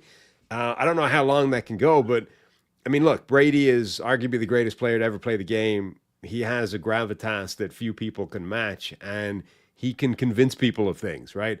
I think he's already convinced Mark Davis that the thing to do is, sure, it's a bad thing. One and done GM looks a little bit Mickey Mouse, but let's get a clean slate. Let's start over. We'll find 2 new guys. We'll pair them together, and that's the best way. That's the best foot forward. His next job is convincing whatever coach he wants, Ben Johnson maybe. The Raiders we're going in a different direction now. It's a new team. I'm a big part of this. It's not going to be the mess it's been for the last, 10, 15, however many years you want to go. So I think he can have an impact. The only question is whether that impact becomes a problem for the NFL and starts to violate a whole bunch of, conflicts that he's not allowed to have. Yeah, Tommy the tampering made it's just so many opportunities to tamper as an owner. It's funny. It's it's just Tom. That's fine. All right, we'll see. Because if somebody really had a bug up their ass and they wanted to say something about it, they could. But they also understand what that does. That opens the door. Because as much as we hate to admit it, these owners are all in it together, right? They're living a different world. They're living a different life than the rest of us with the amount of money that they have. And we've seen it, whether it's Jerry or Dan Snyder over the years, these relationships between these owners are very, very unique. So it would just have to take one guy to be like, hey, this isn't cool.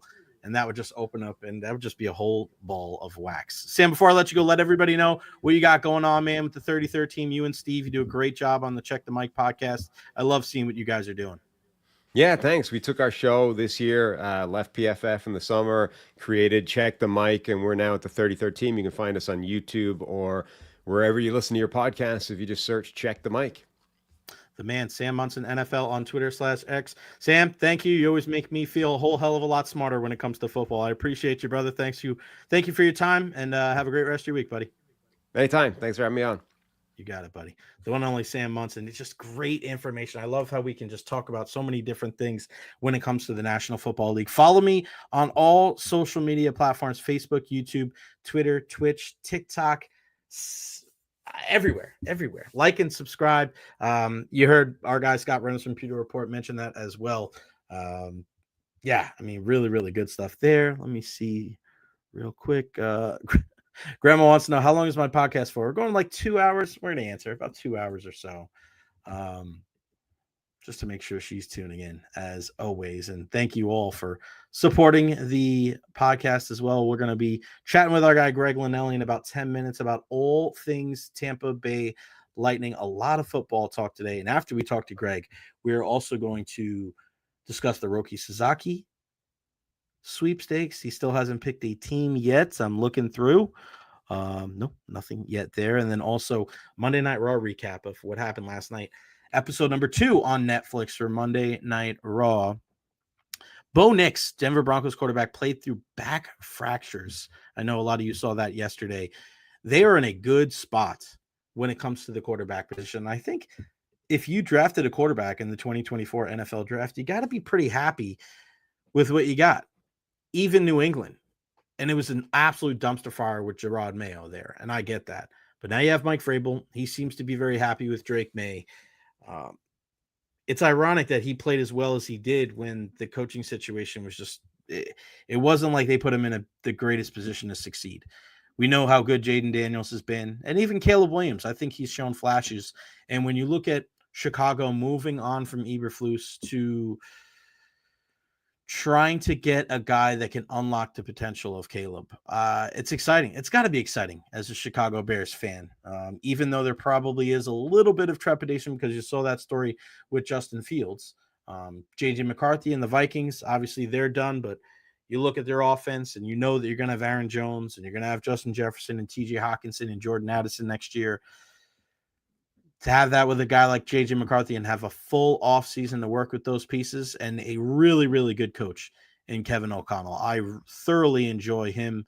And if you've never watched the Netflix quarterback documentary when they followed Patrick Mahomes, Kirk Cousins, and Marcus Mariota, one of the biggest takeaways from that whole thing was how great of a coach and a man manager and a leader that Kevin O'Connell is in Minnesota. And whether you believe that a guy like Sam Darnold is the answer or not, just put that in perspective. If you thought he was terrible, if you still think he's really bad, then that even more speaks volumes to how great Kevin is as a coach and a play caller.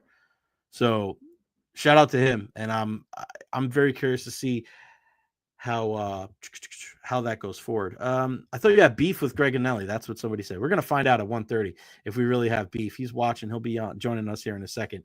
Big Dummy Dan, Bo Nix, and Michael Penix were turned out to be the smartest QB picks. We all saw the dumpster fire in Atlanta coming, and Nix was just ready for the NFL. Give him a year or two. Both those guys, very experienced. Both those guys transferred. And I remember a long time ago watching Bo Nix playing for Auburn. We obviously know he transfers. He goes to Oregon, has success there. Michael Penix with Indiana, Washington. Sometimes that helps, right? With that experience, those guys being able to come to the NFL and hit the ground running. And Penix had some good snaps. He had some good games. It is going to be his job going forward. You find that very hard to believe that they're going to be able to turn the reins back over to Kirk Cousins, regardless of how much money that they paid him. But they got to get it right there in Atlanta. They already fired their defensive coordinator, Jimmy Lake. So it only took 1 year there for them to make a change. Zach Robinson, who a lot of people wanted as the offensive coordinator here with the Tampa Bay Buccaneers, I thought he did okay, but he didn't unlock Kyle Pitts at all. There were still games where Pitts had 0 or 1 catch. Drake London, that guy, he earned my respect this season. That dude's a baller. I think he could be even better. I think the play calling could be better to put him in a position to succeed. Bijan Robinson, again, another good player. There's some talent there. Defensively is where they struggled. And they brought in Simmons, and I don't know if he had the greatest impact. I thought it was redundant to bring him in, bring a guy in who played the exact same position of the best player on your defense in Jesse Bates. And I told you guys before the season, you don't win the championship in the offseason.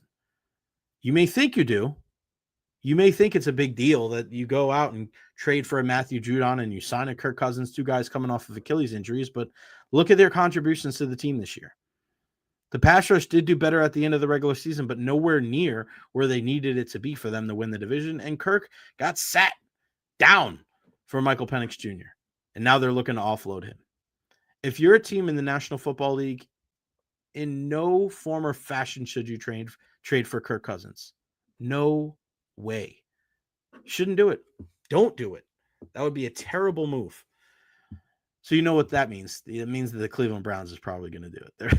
They're probably the Cleveland Browns will be like, oh, Kirk Cousins. I know that guy. I've heard of him before.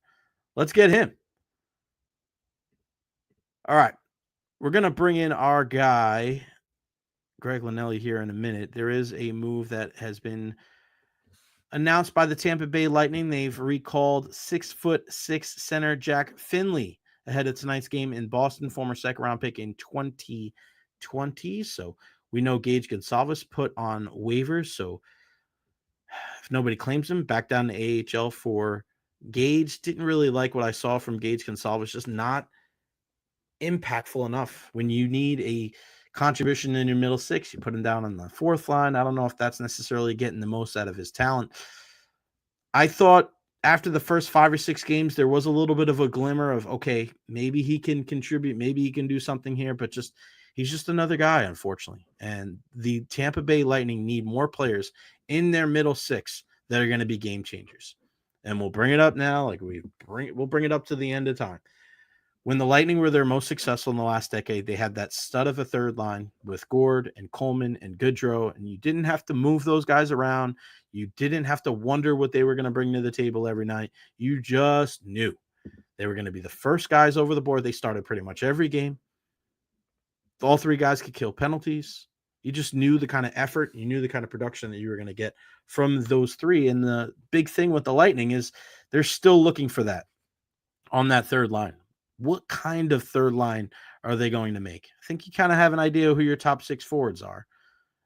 But Nick Paul and is Asimon a guy there? Would you rather have Asimon on the fourth line with Gergensons and Glendening? I don't know. We shall see.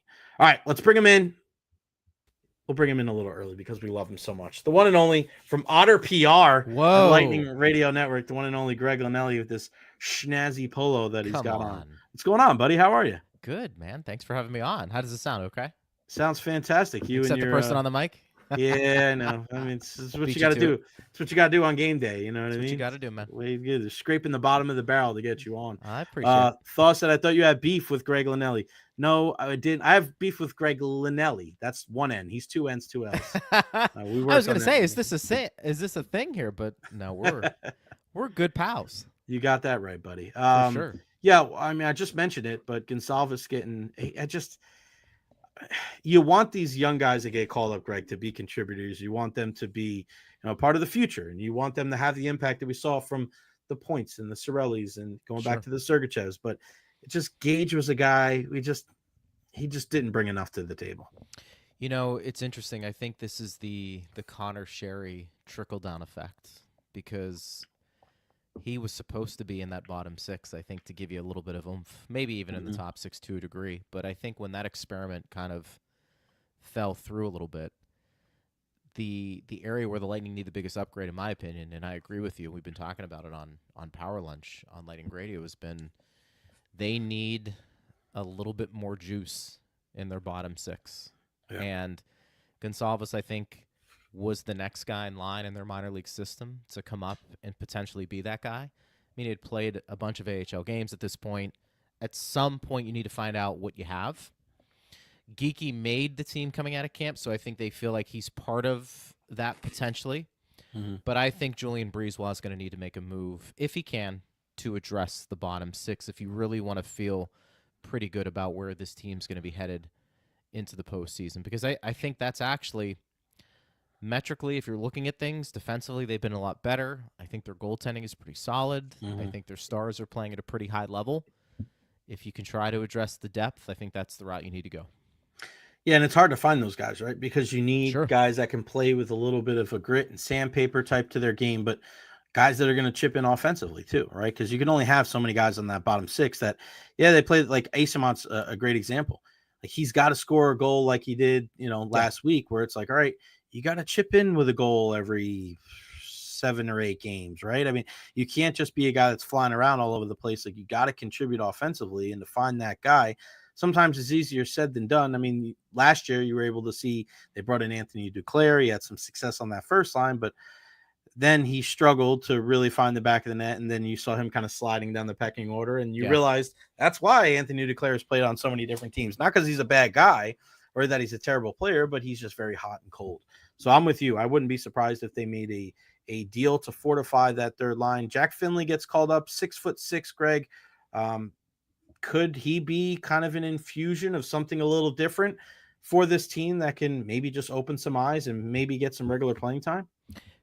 I mean, I think that's on the table. My sense is, and I said it today on the show, that Gonçalves was the guy they were going to give the longest leash to see if that was going to pan out. And if not, then it would probably signal to Julian that he needs to make a move. So to answer your question, do I think this is the answer in the bottom six? I mean, look, could he come up and score 6 goals in 10 games? And, we're looking at him and saying, yeah, I mean, the Lightning found something here.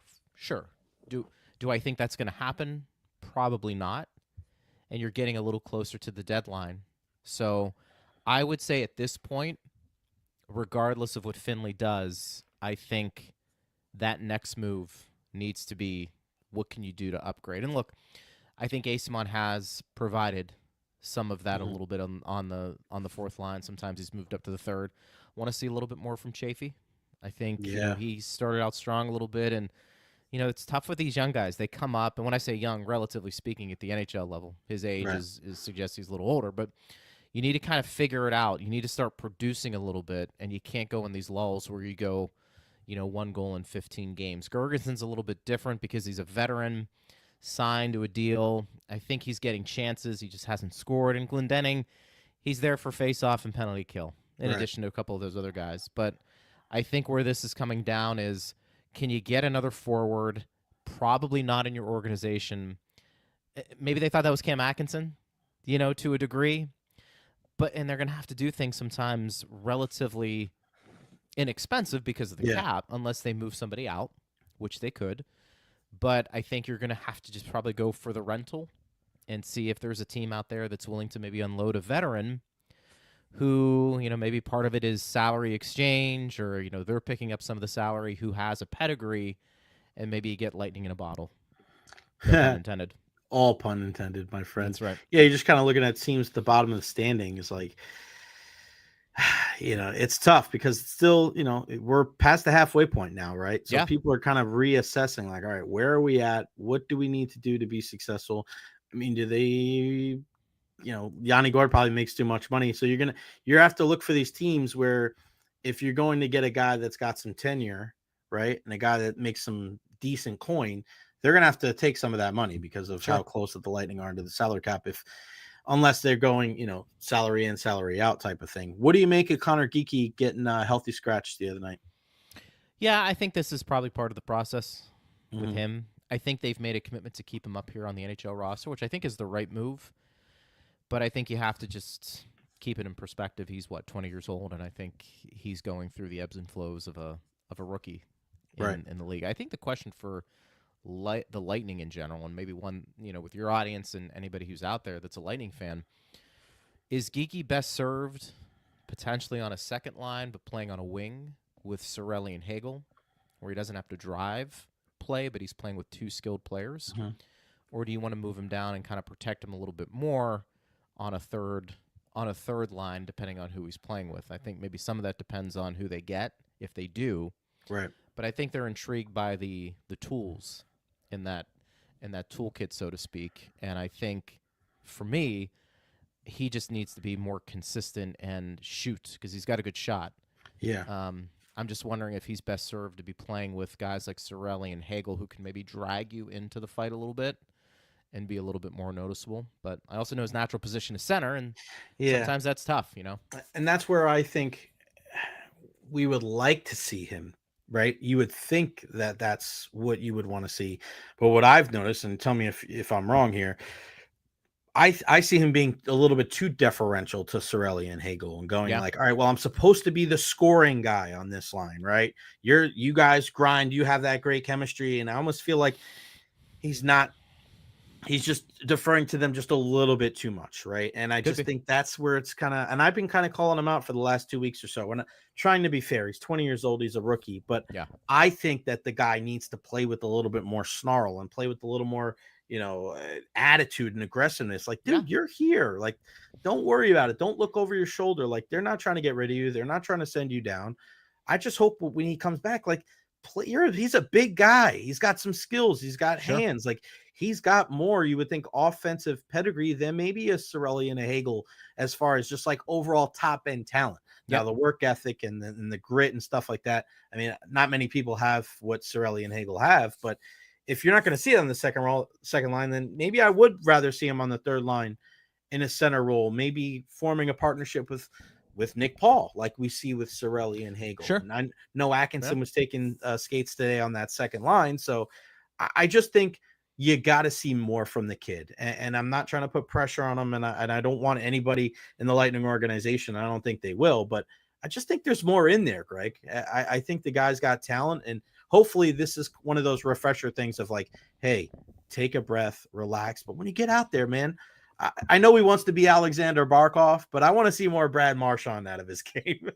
Yeah, no, I think you're right in terms of the consistency. I think when you don't have success, then you start to doubt yourself a little bit. And I think for him, it's probably a little bit of simplifying the game.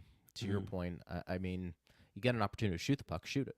You have an opportunity to go to the front of the net, use that big body in front, and see if you can do it. I mean, I think he has snarl to his game that we haven't seen a ton of. And again, you give him probably a lot of a pass because of the age. But I think we're at the point now where, you know what to expect a little bit in the NHL. Playoffs are only going to be more intense, so you better prep for that as much as you can. But I think for him, let's put it this way. I think for him, initially, you'll see a bump from the benching, from the scratch. I like that. And then from there, you're going to have to finish the season out strong. But I think all of this, coming back to the point that you and I have been talking about, signals to me even more that you probably need one more forward. I think you do. I agree with you. I agree with you. I look at this team, and I like what defensively they've been able to do. I mean, and I'm going to be writing an article for the Lightning website on Ryan McDonough. It's crazy how one guy can just settle it in, right? I mean, Sergachev, he had his, defensively, obviously offensively was where he had his gifts. Defensively, he had his moments. And I think JJ Moser has been an incredible addition. Great to see him on the ice in Boston today, skating towards the end of morning skate.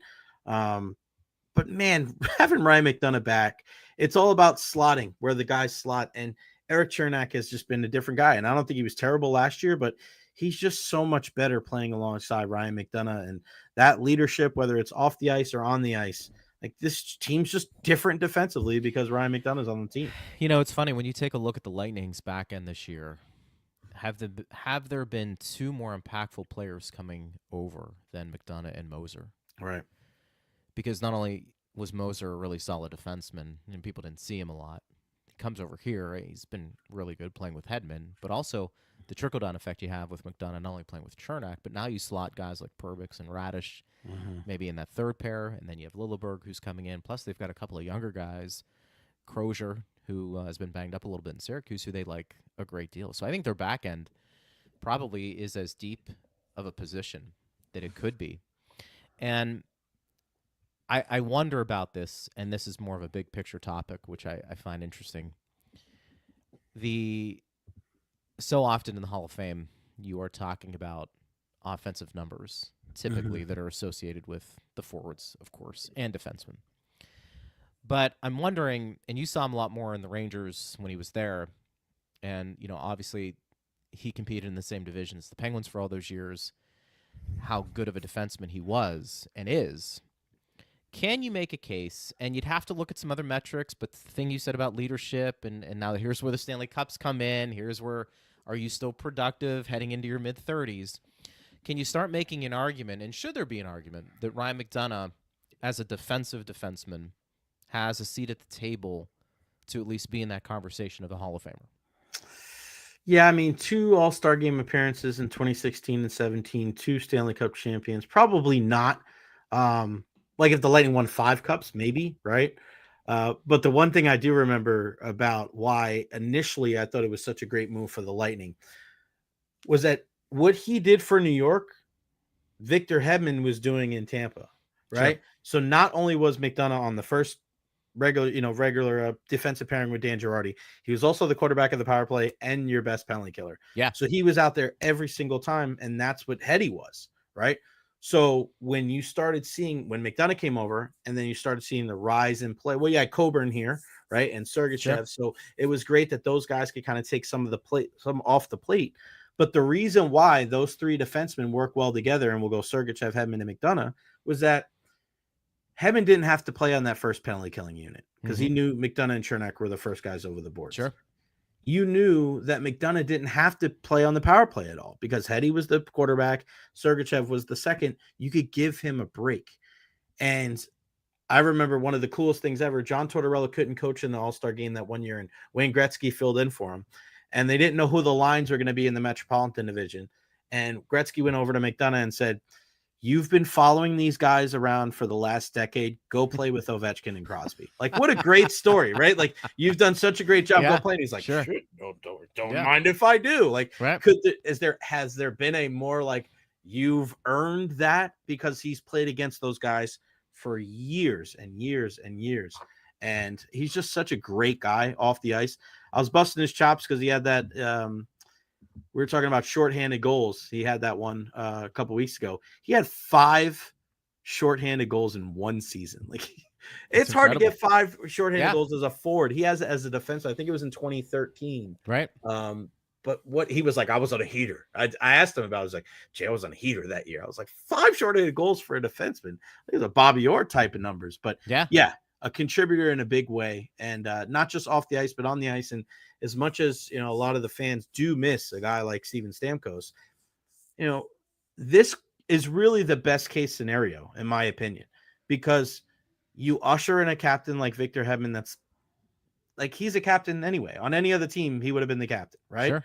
And then you bring Ryan McDonagh back, and he's just a natural born leader. You bring back a 2-time Stanley Cup champion. So they've been able, and I want to hear your opinion, like the leadership on this team, they've done a really good job. They lost one of the best leaders in all of sports, and I think they've done a really good job kind of filling in those gaps, knowing that it wasn't going to be one guy. Yeah. It was going to be everybody. For sure. And I think, leadership can sometimes be overrated. Mm-hmm. I mean, it really can. But I think you had enough veterans in there, and then you have, guys like Moser and McDonagh, and then you have a Hedman and Cirelli. I mean, these are world-class players that weren't going to allow it. Plus, look, if you believe coaching really makes a difference, and you're not sure where that falls, probably keeping a locker room together to a degree is maybe one of the biggest things you can do. Right. John Cooper's done that. It's probably one of the more impressive things in sports, considering how long he's been at this job. So I think they had enough internally to keep those things okay. And let's face it, you bring in a Jake Gensel, and I know they play different positions, but Jake Gensel, you can make a very strong argument right now, is a better hockey player than Steven Stamkos. Right. How often do you get a chance to replace one All-Star or Hall of Famer with another potential every day, every year All-Star in Jake Gensel? I mean, Jay, he's a 40-goal scorer. Yeah. With the Lightning's cap issues, again, I want to go back to this.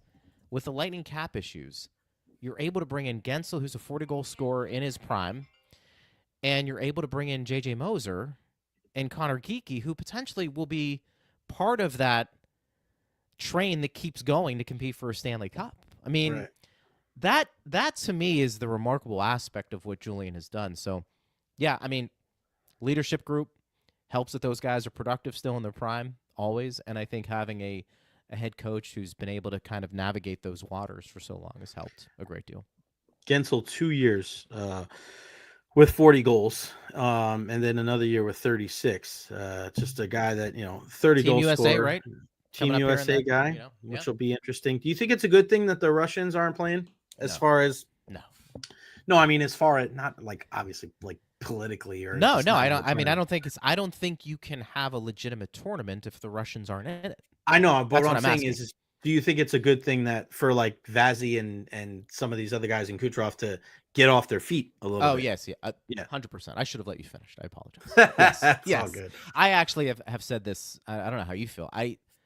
I'm not I've become a little bit better tolerating using the athletes for Olympics because Mhm. that's whenever. But these tournaments, they mean nothing. I know to the players they mean a lot. And if you ask these players if you would do this every year, they would say yes, of course they Right. would. But how do you justify wanting to protect your players, making sure they're okay, but then stopping the season to play? Really, I mean, it's a meaningless tournament. Okay, it's the four-nation tournament. So what if you win it? So what if you win it? Your goal, there's two things, I think, if you're an athlete. Gold medal, Stanley Cup. Right. I mean, outside of that, forget this stuff. Forget this stuff. Breaking up the season to go play a glorified, I'm going to call it, a glorified tournament. And if you're a Lightning fan, you're holding your breath. Or really any team, any fan that has multiple players who are currently in a playoff position, they're playing for these countries. For what happens if and I mean for what? And that's why I even think more that you would agree with that, because arguably the two most important players on the Lightning are not going to be playing. Right. I mean, right? they dodged a really big. I mean, honestly, Kucherov and Vasi I know are Hall of Famers. One's I still think the best at his position in Vasi, if not the they're best. both. In the top I mean, two they're or the both. three. I mean, he's And the best Kucherov's right the winger. top 5 But he's the offensive best player in the game. But and I was thinking about this yesterday. It's funny that you said it like that. Yeah. Kucherov is the best right winger in the game. So as much as we want to we segment goalies, right? Yeah. And then we just say we put all the forwards together, McDavid, Yeah, right. Kucherov's the best right wing. He plays right wing. That's all he plays. Yeah. So I mean, that's fair. he is the best right wing, and I don't think there's any dispute in that. I mean, who's gonna dispute it? Nobody. I mean, nobody. I just don't even know. Yeah, you just can't. But you bring up a fair point, though, Greg. The worst thing, and knocking on wood, I hope this doesn't happen, right? But what if McDavid or Matthews goes down? Right. Right. What if I'm not even going to bring up the guy I was going to say, but what if McDavid or Matthews goes down? Two of the faces of the sport, and they go down in this tournament that doesn't give him a gold medal. Yep. What do you get? Bragging right? What do you win if you win the Four Nations? Do we even know? And I think that's the point of this, is that I know the players want to participate in these things. I never played, so I couldn't tell you how that feels. But they want to represent their country. They want to represent, and so that's country. fair. And you understand that. I'm with you. Can we meet halfway and say, okay, Olympics? Yeah, Olympics. But anything else, no. If you want to send other professionals to do something like that, guys in the AHL, okay, go ahead. I just would you be okay if it was something that, let's say the Four Nations has been around for 100 years. Yeah. Would you be okay with it then? Because it was part of the history? No, because you still have the Olympics. But that's what I'm saying. Right? So the Olympics, the unless example, you're replacing one than the other, no. Let me give you the example, because I think the two sports where you have these discussions as far as club versus country is soccer and hockey, and then basketball is number 3. But for soccer, you have these competitions that go on during the year, during your regular season. So let's say for England, and when you play in the Premier League, you also play in the Champions League, which is the best from every single country. Yeah. You play in the FA Cup, which is all the different levels of soccer in England, and the Carabao Cup, which is also, to a certain extent, you're playing Premier League, what they call the Championship, League 1, League 2. So you may have a small time team in a small, suburb of London that has 10,000 people come to the game against Manchester United has 80,000, right? But it's been around for 100 years. Sure. So people don't they don't look at that and go, and of course that's all for the club. But then when they go play for their country, it's all friendlies, or qualifying for either the World Cup or, like if you're in Europe, the Euros, or Copa America down in South America, or here, like we have our cup as well. Sure. Which is Copa America. But I think it's different if there's a history to it, right? If it's something that is like this, where they just created it in place of the All-Star game just to put on an exhibition in the middle of the season, I think I'm with you. I start to think about it like, it's going to be cool. I'm going to enjoy it. But God forbid something happens. And then it's like, well, what did you win? What did you get out of this? Right? Because there's people that play their entire, I understand you want to represent your country, but look at some of these guys like a Henrik Lundqvist. Look at some of these guys that have represented their country, like Dominik Hasek and Crosby with the golden goal. Like for them, like, yeah, I understand that, right? You understand why it's important to represent your country in the biggest competitions. Sure. But for something like this, God forbid something happens to one of these top tier players, I really wonder if people are going to look around and go, why the hell did we do this in the first place anyway? I think that's fair. I think also, too, salaries have changed some of this, the discussion. It's hard to sit there and pay somebody $10 million knowing that you're up against the cap, knowing that you need all of these guys healthy, probably to win a cup. And then you're taking time out of the season to go play in this tournament. And then you watch the game like this. Yeah. Now, look, I'm sure once the games are going, it's going to be pretty cool to see, John Cooper coaching Braden Point and Brandon Hagel and Sidney Crosby. Yeah. I think that'll be kind of cool. And can those guys learn something from playing with those elite players? Sure. Right. But I have a hard time doing it and saying this is good for the game, because they do so many other things to try and promote the game, playing in Europe, doing the outdoor stadiums, which is great. Right. I don't know, one, if it makes a lot of sense. I mean, to me, it doesn't. And two, you don't have all the countries participating either. So I think that also takes a little bit out of what are you trying to get. I mean, if you're going to do this, have everybody in it. Yeah. I mean, you have 4 countries. Yeah. I mean, come on. Yeah, it was at the All-Star game last year in Toronto. They were asking like Draisaitl, who's German, Pasternak, who's from Czech. Right. And they're like, what do you guys think? And they're like, it was so funny, great. They're like, we don't care. Yeah. Like they were almost pissed. They're like, we don't care. Why are you? Well, they should be. I mean, they're not in it. No. Shout out to our friend Cheryl, a huge Lightning fan, watching from San Juan today on a cruise and representing with Bolts gear. Cheryl, you are the best. Before I let you go, what are you looking for the game tonight? I think because of how the game ended last week, it is going to be physical. You know, obviously they're not going to take too kindly to Lilleberg. Cross-check Heslick in the face. If you could take the over-under on a fight tonight, I'm saying Lilleberg's probably going to be that guy. But I expect a physical contest tonight up there in Beantown before the Lightning come back on Thursday. I would agree. I would expect a better game from the Lightning than what we've seen the last couple of games, where they've started slowly and the other teams have dictated play. I think that needs to change. Whether they win tonight, that remains to be seen. But I think the Lightning have a much more complete game tonight in terms of pushing play than they have the last couple of games, especially against Pittsburgh, where I felt like Pittsburgh was, shot after shot after shot, and boy, Johansson was really good. So yeah, I would anticipate the Lightning having a sound game tonight. And look, anytime Boston is on the schedule, you're marking that one up, because it's always a fun time. Even though they've had some changes to the roster, you still have some guys there that you like to root against for sure. So I expect a good game from Lightning. We'll see if it plays out that way, though.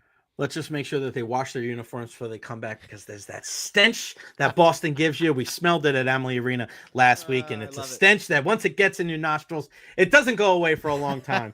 And you know me, just a big fan of everything. And I don't even like saying the word. Is that what you're saying? Be clean? Yeah. Is that what you're saying? No, I love cussing on the podcast. I just don't like them at all. That's fine.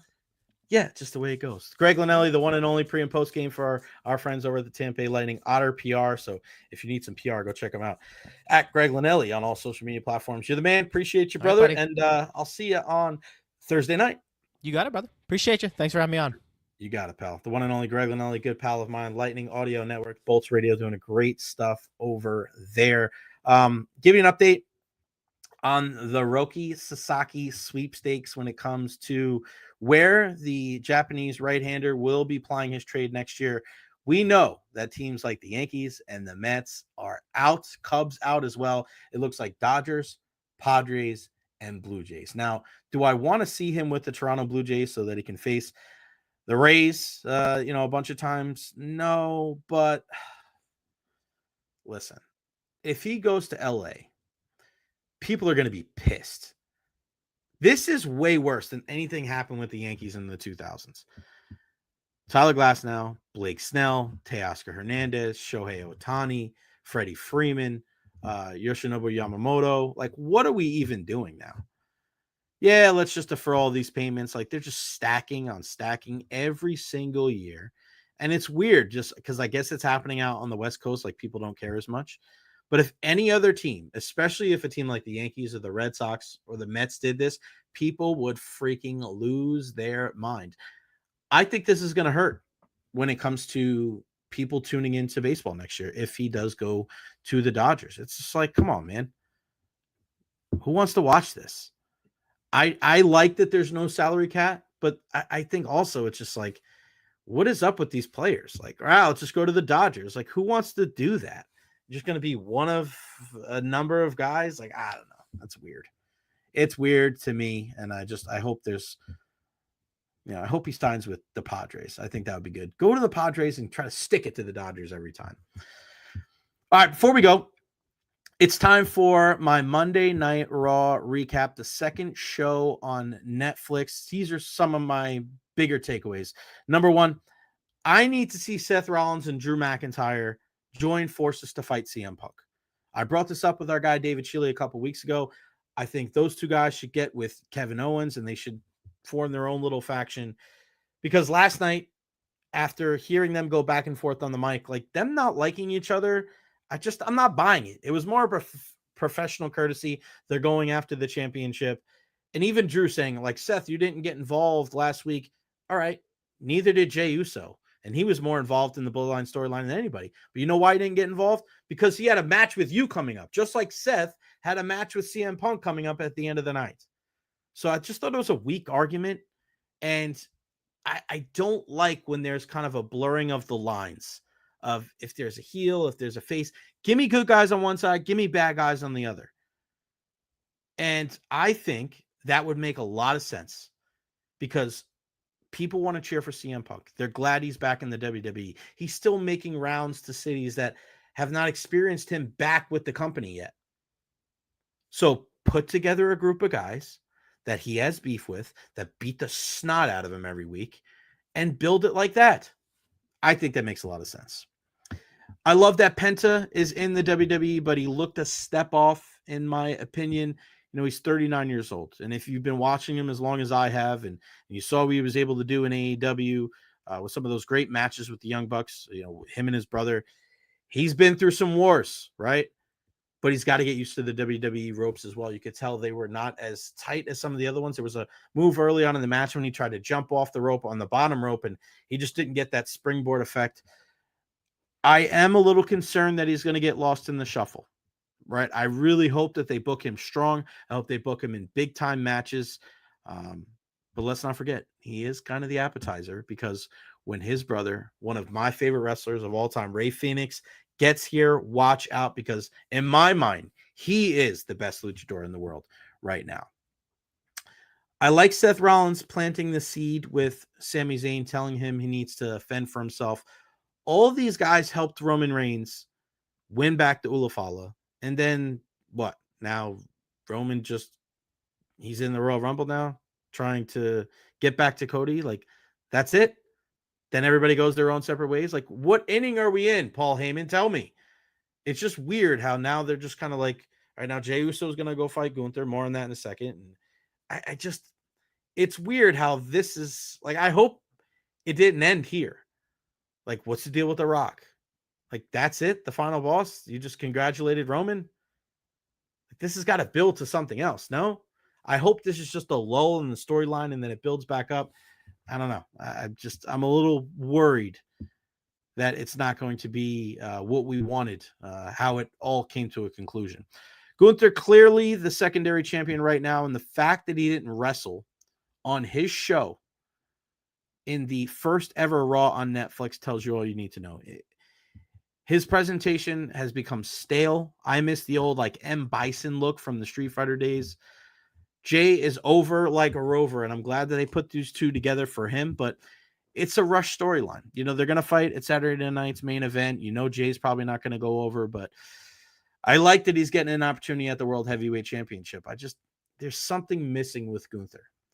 There's also something missing last night in the Women's Intercontinental Championship match. Now, Lyra Valkyria, first ever champion, respect to her. Everybody will always remember who the first champion was, right? But the connection with the crowd on Raw is nothing like the connection she had with the NXT crowd. And Dakota Kai should have won last night. She should have went over. Solid match, but all the fans wanted Dakota to win. Why? Because it's about emotional investment. And in my opinion, the WWE dropped the ball with this one. You want to be invested into these characters. The NXT audience is a small part of the WWE audience, right? Because you get a lot of casuals. You get a lot of people that may not watch NXT, but they watch it, you know, once or twice a week, once or twice every couple weeks, every month. And the characters that are around for a while, you're like, oh, I saw her in War Games, or I saw her with Damage Control, and I saw her come back from injury. Like, oh, yeah, I know Dakota Kai. Not as many people are going to say that about Lyra Valkyria. The diehards will. But you could tell last night, even the casual fans, they wanted Dakota Kai to win. And it looked like, again, two baby faces in there. There was no heel and baby face, no back and forth, no turn at the end. There was no emotional investment in that match where it was just like this person had to win. And if you want an example, go look at the U.S. title and Chelsea Green winning. People have loved the work that she has done since she's come back to the WWE. She is hilarious. Everybody know who she's married to Matt Cardona. She's with Piper Niven. She does great stuff at the Royal Rumbles, at the ladder matches. She puts her body on the line. Emotionally invested. They weren't emotionally invested into the Intercontinental Championship match last night. And if they were, it was more towards Dakota Kai than Lyra Valkyria. I hope it's something that the WWE takes into account, because if not, it's just going to get lost in the shuffle. I love how Sami Zayn won with the Blue Thunder Bomb after the Helluva Kick last night. I think that's one of the best moves in the business. It's just so aesthetically appealing. Sami and The Miz slightly off with their timing, but no big time botches. They're absolute pros. They kind of worked their way through it and got it done. I like that. It's not always going to be perfect. It's not always going to be clean, but just keep going. Keep going. It's like when you miss a step in a dance. It's fine. I liked it. And just a heck of a way to end the show. Finn getting on the stretcher after the huge Falcon Arrow through the table. Priest wheels him down, and Finn like slides off of the stretcher into the ring. I thought that was so badass. War Raiders come out to even the score, but again, a lot of people watching that forgot that they were the tag team champions. They're like, what are they doing?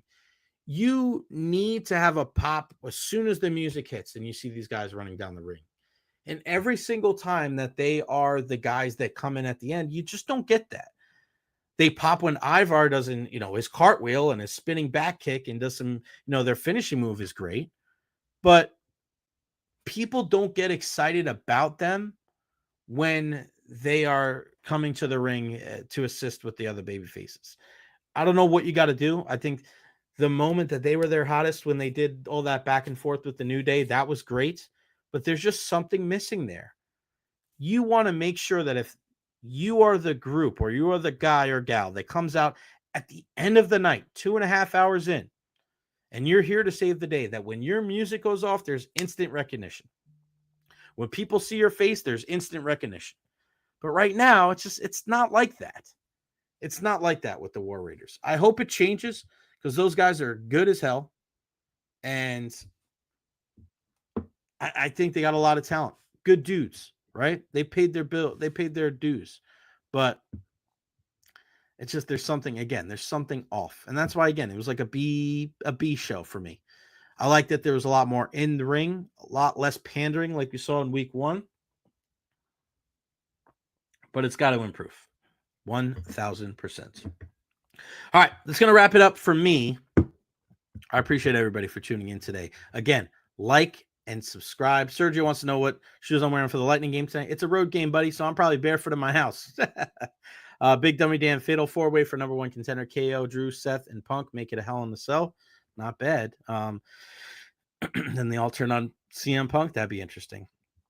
But yes, follow me on all social media platforms, Facebook, YouTube, Twitter, Twitch, TikTok. I am everywhere. Again, let's get those followers up, those subscribers up. Tell your friends, tell your family, tell your dentist, tell your mailman, tell everybody. Because the only way this thing is going to grow is with you. Like and subscribe on YouTube. I can't thank everybody enough. And it looks like I just got word from the Lightning. They've reassigned Gage Gonsalves down to AHL Syracuse. So he passed through waivers. Excuse me. Long night. He passed through waivers back down with Syracuse in the AHL. Lightning back in action. Excuse me. Tonight against Boston. Go check it out with my friends on 1025 The Bone. And of course on the FanDuel Sports Network. Tomorrow, we know our guy Eric Erlinson is going to join us as well, and we got a couple of other irons in the fire to talk some football as well. Big thank you to everybody that joined us today, including Greg Linnelli, Sam Monson, and Scott Reynolds from Pewter Report. Please follow them and support them as well. That's going to do it for me. I'll see you tomorrow at noon right here on the J Recher Podcast. I'm gone. Peace out.